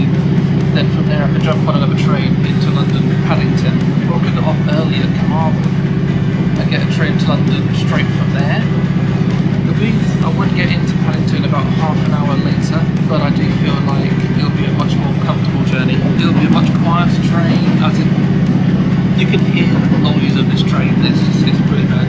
It'll also have a trolley service, which you can get yourself a cup of tea. And now I just need to find out where I can stay this evening. I'm just doing some research now on hotels in Rye. And it seems like it's full of like these little guest houses and pubs and stuff. I'm always a bit worried about like pub hotels and little guest houses there, because some of them are a bit like run down and dirty. Some are lovely. I've stayed in some that are amazing. Ooh, £160 for that one. No, this one's 77. That's much more reasonable. And it's just a short walk from the station as well, which is good because I've probably done at least my steps today.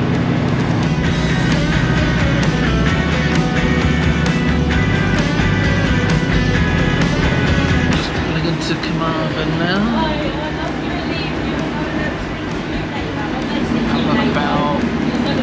About 35 to 40 minutes, I can't even remember. Quite a while until my next train straight through to London.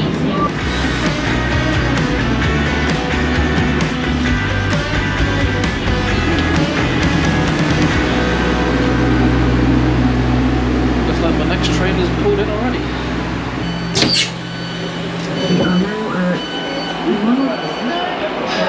For some reason it's so much colder here than it was over in Fishguard.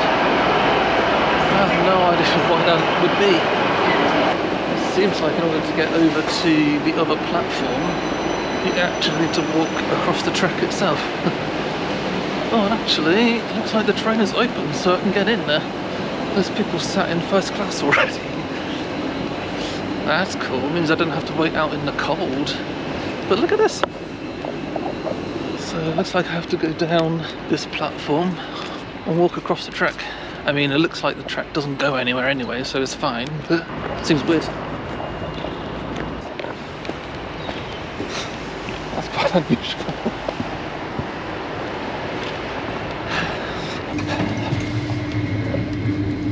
Oh, can I do first class? One day I'll do a first class journey. This train is empty at the moment. It feels really weird to have an entire full-size train carriage all to myself. I mean, granted, it's not leaving for another bit. So yeah, we've got like another half an hour until we leave. So I'm actually surprised that, firstly, the train's here. Secondly, that the train's open. I'll take it, I'm not moaning. I see these new trains around all the time, and yet it never seems to be the trains that I want to get. One day I'll need to get you.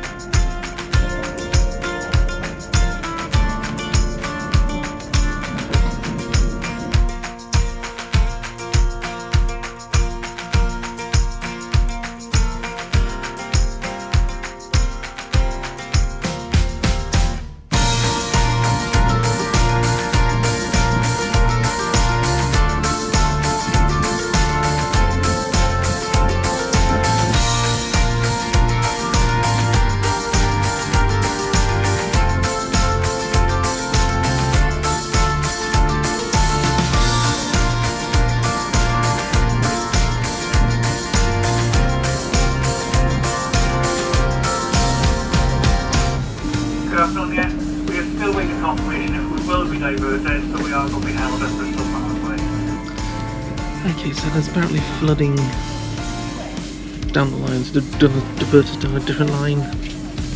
Apparently going to take us half an hour longer, which is lovely. Going in the opposite direction. Well, I suppose that's the diversion, isn't it?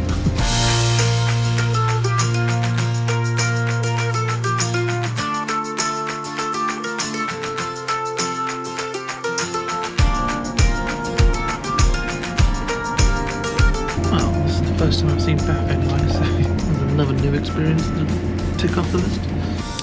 We still don't know what time we're doing, it's further down the line, we just don't know, but I'll make it 1 o'clock, whatever it is.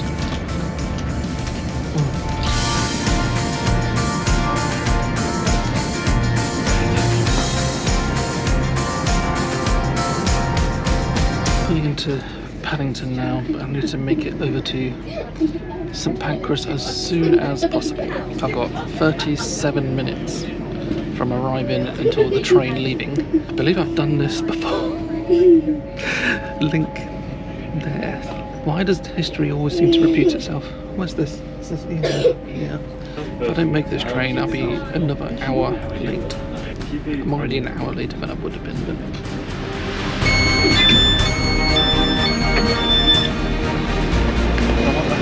City, which is this way. I want to get there as soon as I can.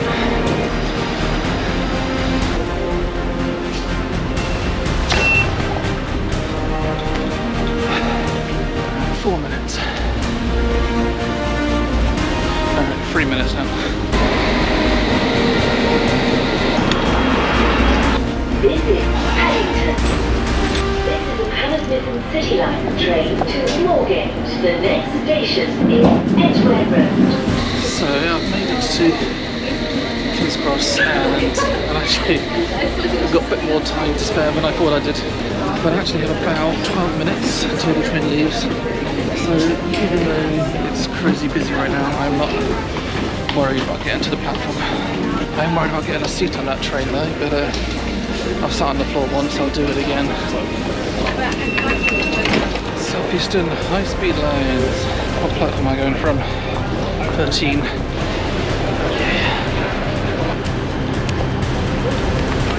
Already looking pretty full, but there's plenty of seats. I just want to find some that are by themselves. Assuming therefore the ones closest to the gates. It's always going to be the busiest, aren't they? People don't want to walk to get onto a train.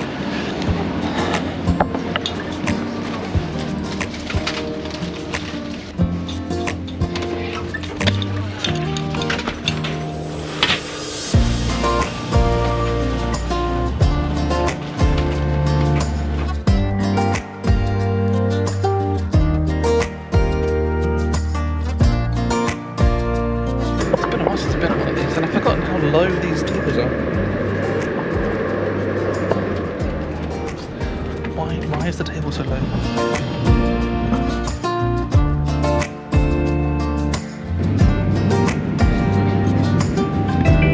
We will shortly be arriving at Ashford International. Now arrived. So we need to get to platform number 1. 10 minutes to do that. Oh, I can actually see the train over there. At least I'm assuming that's my train. I had to guide myself. There wasn't a single sign up there that said platform 1 this way. Last train of the day. I still need to research into Rye. I haven't done that. I've been panicking about trains again.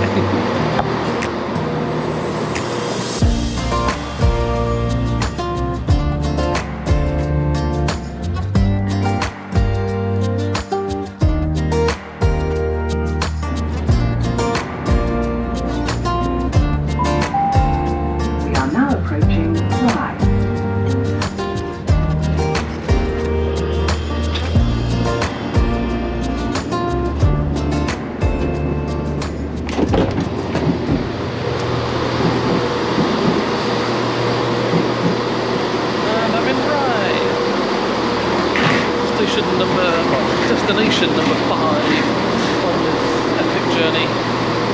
This town is well over 1,000 years old. It was recorded in the Domesday Book of 1068, which was after the Norman invasion.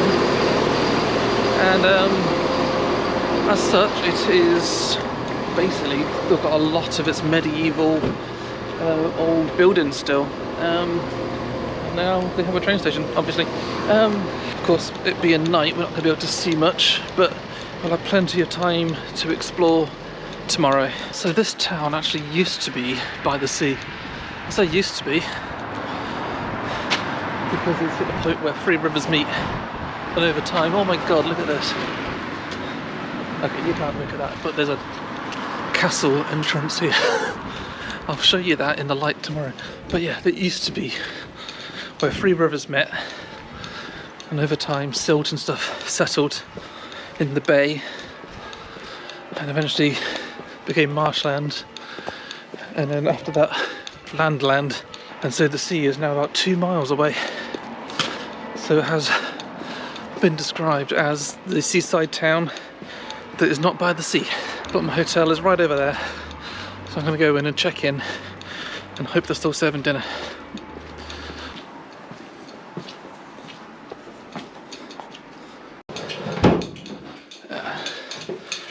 Here we are, room 10.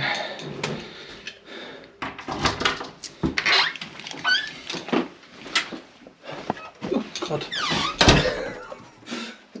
That mirror was so clean I didn't even know it was a mirror. I thought there was someone else there. It's pretty upscale, doesn't it? What's in here? Oh, it's just a wardrobe. Okay, here's my bathroom. Looks okay. Let's get some water and then head out to dinner. So glad this comes with a side of salad.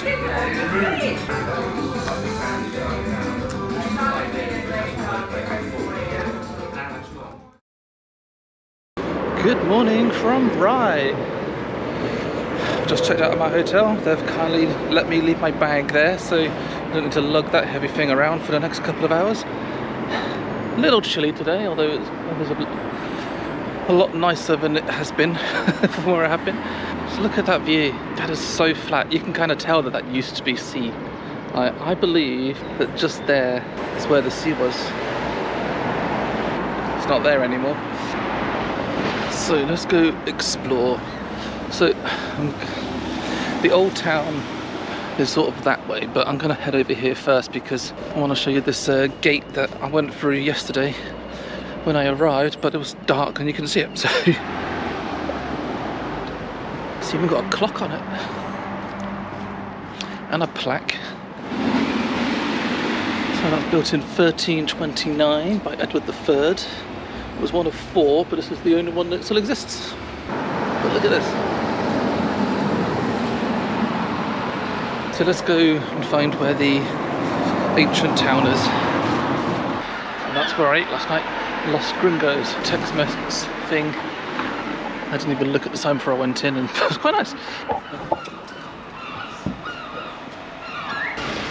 So we've got some old winding streets that cars can barely fit down. Some cobbled streets. I can see the appeal of this town actually. There's a brown sign for a tour and also to Battle, which is another town. We are not too far away from Hastings, which of course is the site of the famous Battle of Hastings 1066, which was the last successful invasion of Britain, which is fun because we've just been at a place at the last unsuccessful attempt. So there's a bit of parity there. I hadn't even figured until literally just now. Oh wow. I almost stayed in that place. It was one of the options when I was looking for accommodation. The Old Borough Arms. I decided against it because it was a slightly further walk away from the station. Although thinking about it now, they probably would have served dinner last night when I got in, so I might not have had to go somewhere else. Ooh, this is like a masthead thing. Actually no, it's not called a masthead, is it? Because it goes on the front, which is not where the mast is. Is it figurehead? Is that what it's called? It goes on the front of a boat, in case you're wondering what I'm talking about. Very much on the cobbles now. Of course the cobbles is mostly the road, and they have this footpath on the ledge. On the left. It's another hilly place. So I found another church in the dead part of town. I'm never going to tire of that joke. This church looks really old. If I have to guess, I would say 1300s. There's probably a sign up somewhere, isn't there? So this is St Mary's Church, at least according to the sign on that bin just there. I could go up into the tower if I wanted to. It costs like £4. Can we do that?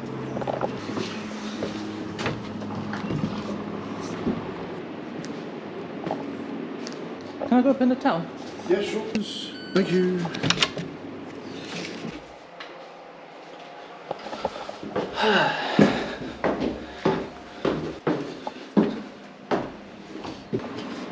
This is pretty tight. I suppose when they built this thing, there wasn't really such a thing as obesity, was there?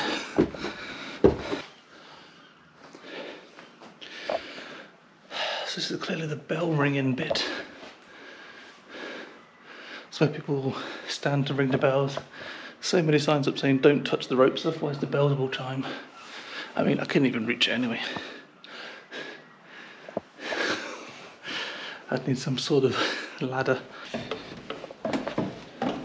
Wow, these are very tight ladders. Tell you what, I am glad that I left my bag in the hotel now. I can imagine it's very noisy in here when the bells are going. I actually know what that's like because I had that experience when I was in Venice. There are bells ringing all over the city. So yeah. Ooh, that's interesting. Another tight corner.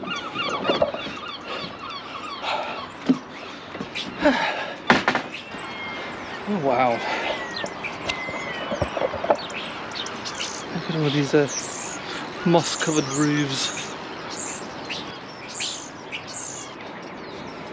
Oh look, there's the train station.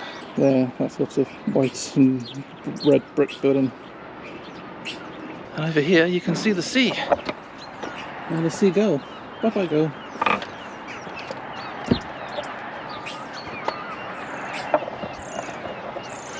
So this land here is so flat. That's because that used to be the bay. All of that land over there, that was sea. But it's been pushed back over time. So these are also called the battlements. So it seems like not only was this a church, it was probably a line of defence as well. You can kind of tell because of this uppy downy what's it. People would have hid behind here and fired bows and arrows. Well, the arrows, you don't fire the bow. Like approaching attackers. And of course you've got a ye olde CCTV camera.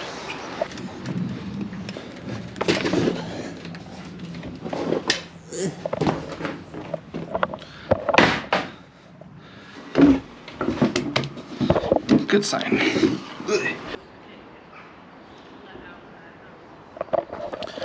Okay, so I was like 2 centuries off of my guess on the age of that. I said 1300.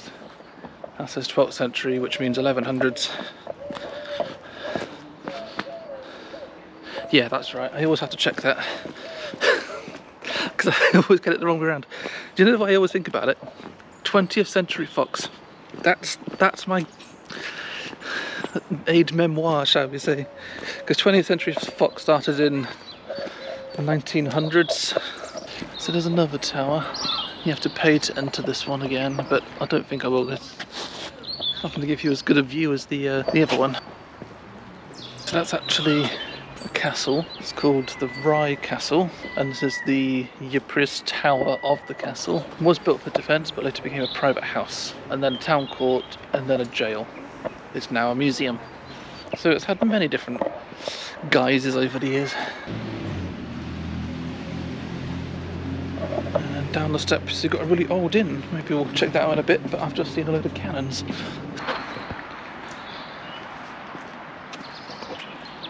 So this massive cannon has some sort of royal insignia on it, but I don't know which one. CR? Is that Charles? Obviously not the current Charles. And of course someone decided to mow the lawn whilst I'm filming. Yay! Let's move away from the guy with the big strimmer. This is the old 17th century inn known as Ypres Castle. It doesn't open until 12 though, and I don't plan to hang around till then, but it's got a nice little beer garden. Look at this. And then I think that's the end of the line. I'm just going down to the main road here. And that, everyone, is Rye. Nice cute little old village town thing. I think I'm now gonna go back to the hotel, grab my bag, and find out my next destination. So that was Rye, but it's now time for me to find out where I'm going next. So as usual, I've loaded up my existing chat with ChatGPT. I'm just going to type the word another, and it will tell me the next station. Are you ready? Here we go. Axminster in Devon. Okay, why not?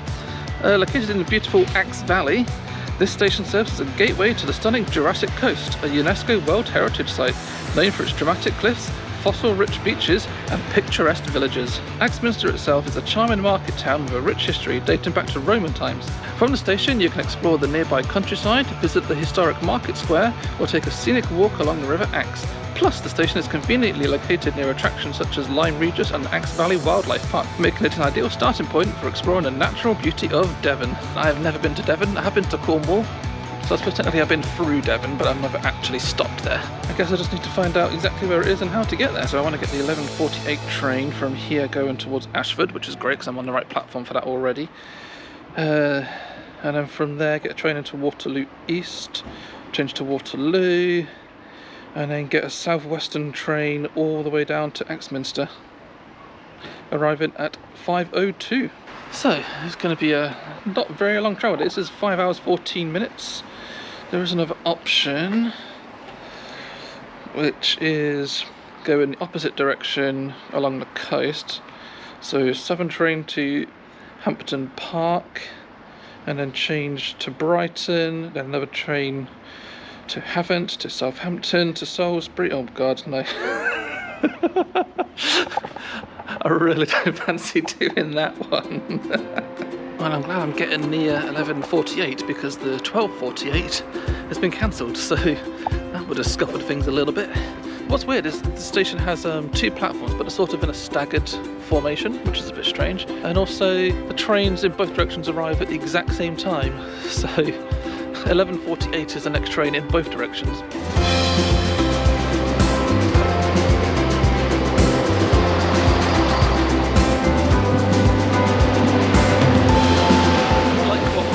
They both arrive at the same time.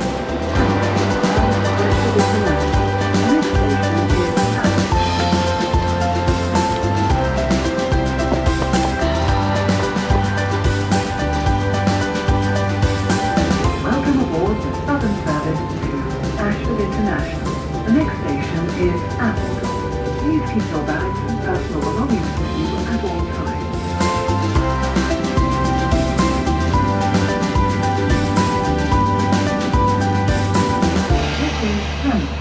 sounds delicious.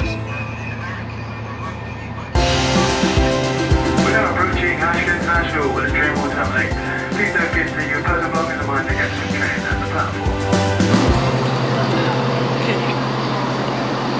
Ashford International.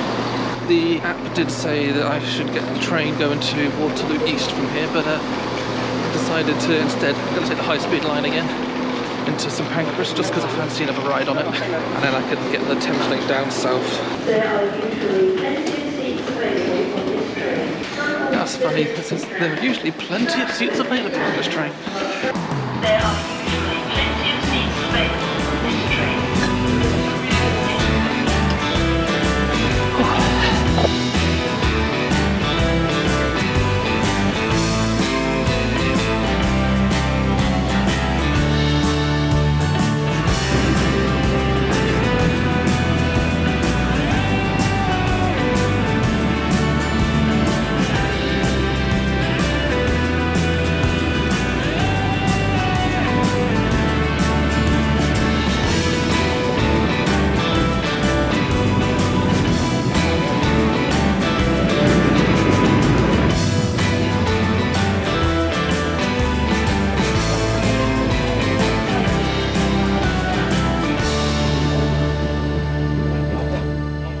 Area's gotten so much nicer than it has been in the past 10 to 15 years. It was just all just like just nothing essentially, wasn't it? It was like industrialness, gasworks and stuff, and now it's really nice.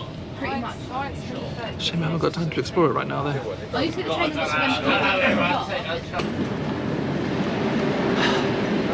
Wish I could go into Europe though, but not today. Thames Link down to London Bridge. I don't know when the next train is, I didn't look at the boards. Harrington, City Thameslink, London Blackfriars, London Bridge, East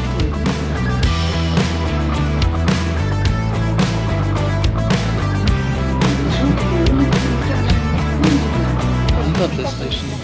Being able to look out over the Thames. I believe this is the only train station in Britain, possibly the world, I don't know, that's on a bridge over a river, where the actual platforms themselves are on the bridge.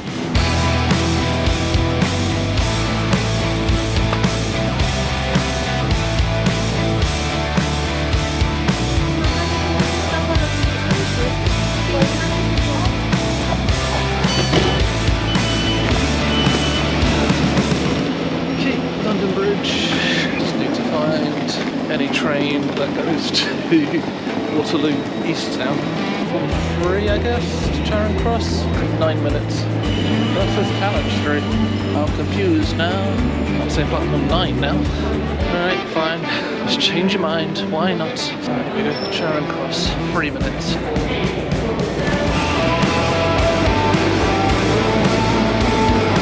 Possibly the same train that I would have got at Ashford, possibly, I don't know.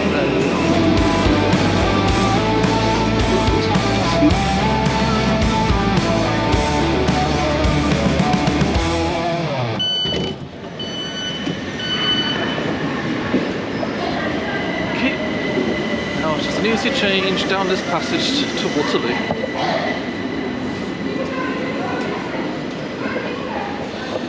Easy peasy.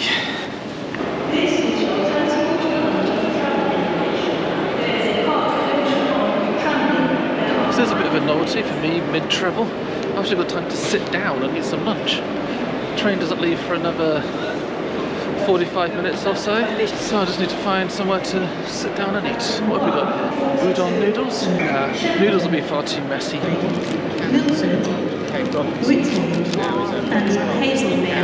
Alright, this is the what do they call it? The anti-pesto sandwich. It's pretty good, despite the London prices. My mum had taken me round to like. It's a great place to do some people watching actually.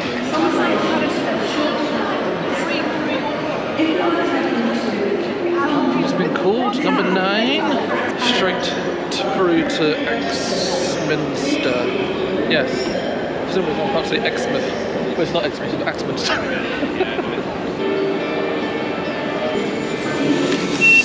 So I'm going to do my little trick of going to the front of the train, hoping for a quieter coach.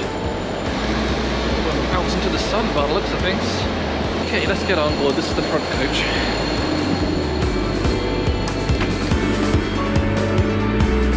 Change of plans. That's the quiet coach. I want to not be in the quiet coach.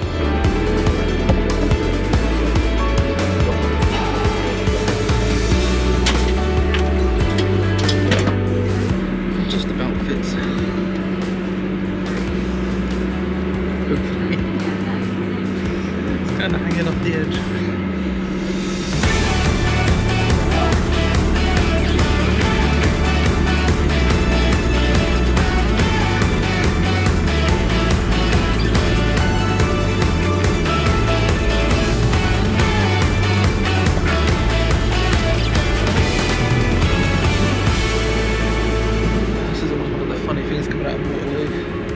Because the trains leave so frequently here. Sometimes you like challenge them to a race. Oh, there's one over there as well. 3 trains leaving at the exact same time. Oh, we're losing. Ugh.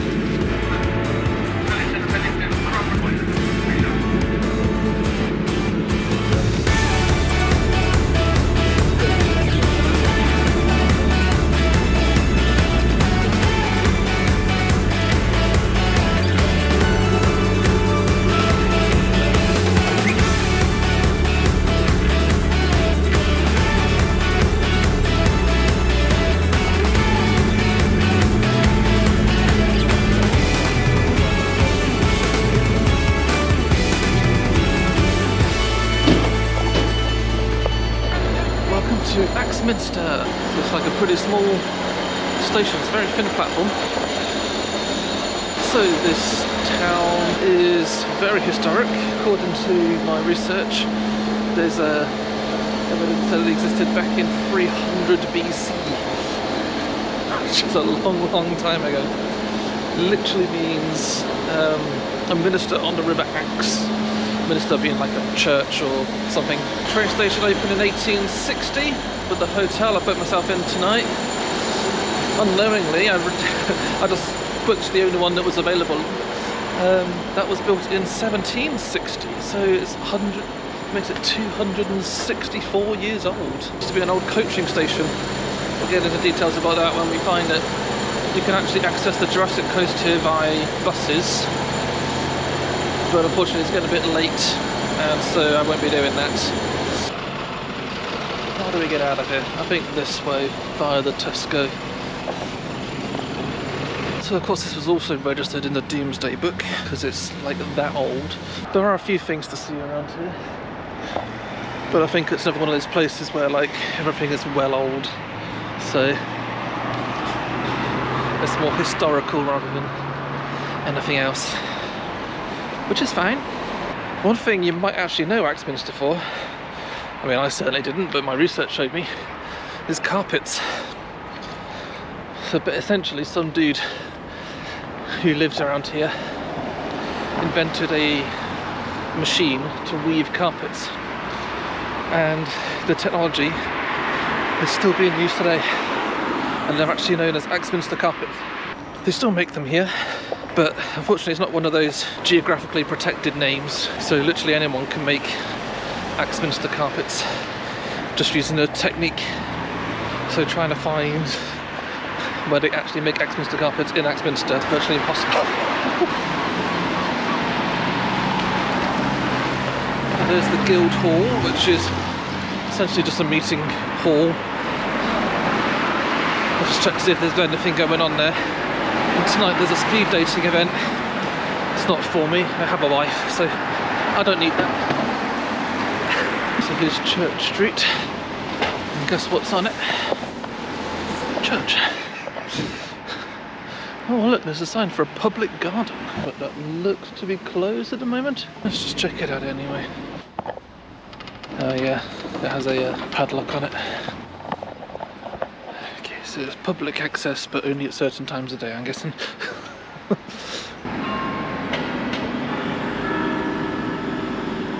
Was that chiming 1:45 or something?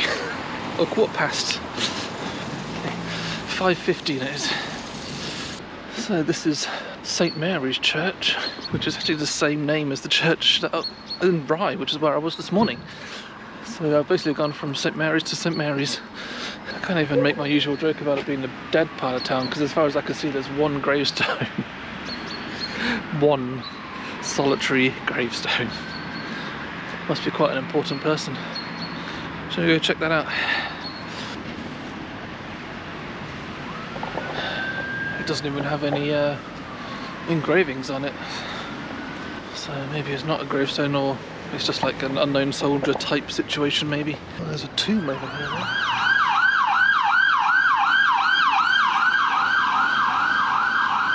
It's too late, it's already in the ground. That's a terrible joke.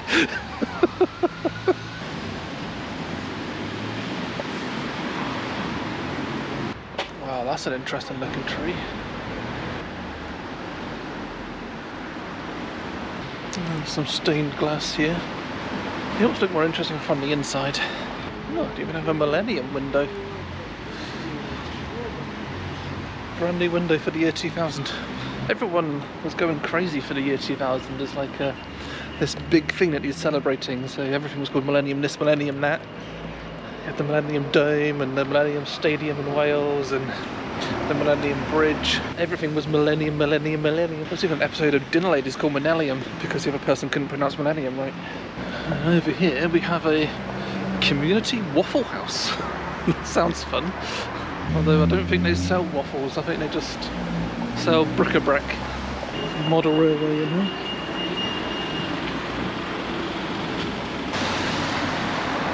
Just there is where I'm staying for the night, the George Hotel. Like I said, this was built in 1760 as a coaching inn, and it hasn't really changed that much since, other than, you know, upgrading it to modern standards. But I believe it's the same building.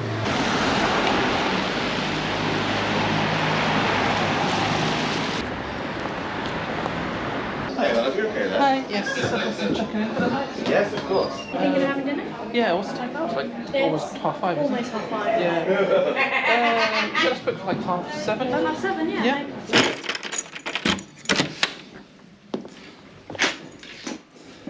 Yeah.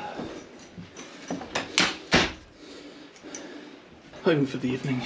Looks rather romantic for a person by themselves. Now let's check out this room. This is actually really nice. So we have a window out onto the street with some really thick curtains. They look, oh yeah, they're definitely blackout curtains, which is great. Over here we have a wardrobe, and look at this. It has a key in order to get into it. I don't know if you need the actual key to open it. The light isn't brilliant in here actually, is it? I think that's the one drawback, is it's that. Oh god. How do I get this closed now? I think this wardrobe might also be from 1760. We've got a kettle with tea and coffee selection.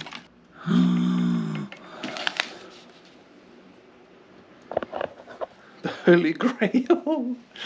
I love a decaf tea at night, and hotels never supply them. Wow. It's the first time I've ever seen that in a hotel. That's brilliant. Here's the bathroom. We have a toilet and a big shower. Oop. It will help if I open the shower door. And that's where the light is. They were hiding all the light in the bathroom. Let me just check the bed. Oh, here's a firm one. I think I'm gonna have a nice cup of tea. And I've got a reservation for dinner at 7:30. At least I know I can get a seat for 7:30, so I can eat. Yay. The food was absolutely amazing, top quality. I'll give it a 10 out of 10, no problem. The staff were awesome too, and really friendly and welcoming. I couldn't stay up late though, because I needed an early start the following morning.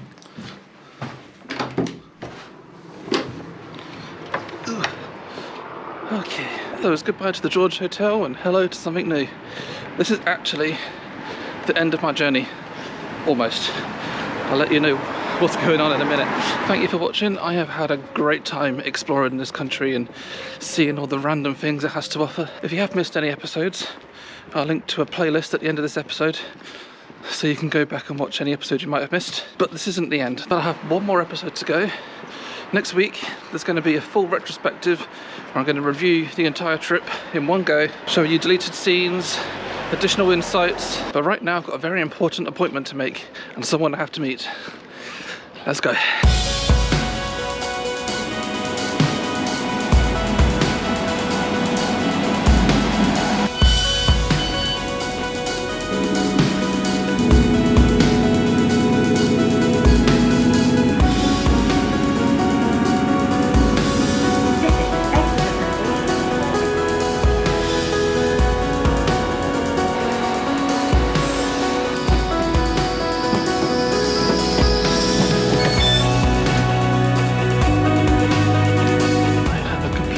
Carriage again. Wow.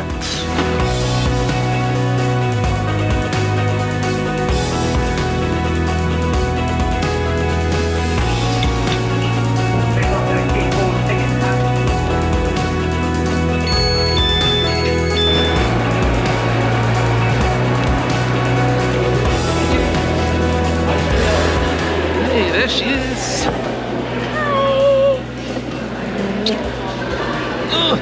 Should we go see our puppy? Let's go see our puppy.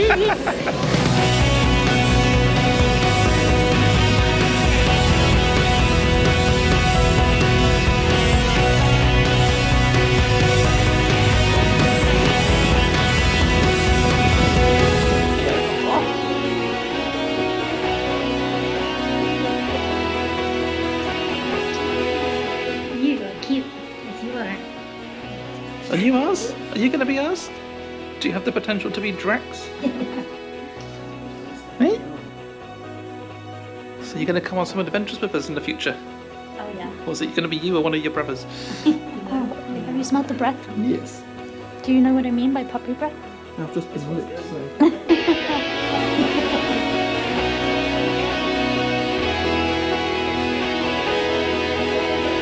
Oh my god, we're getting a puppy! They're so cute. And they were like chewing on my shoe and they were licking the mud off my feet. Oh my god. Don't know which one's going to be ours yet. Because they haven't been assessed. Nope. But one of them is going to be ours and called Drax. And he's going to come with us places. Oh, this is going to be fun. This is going to be fun. What an adventure.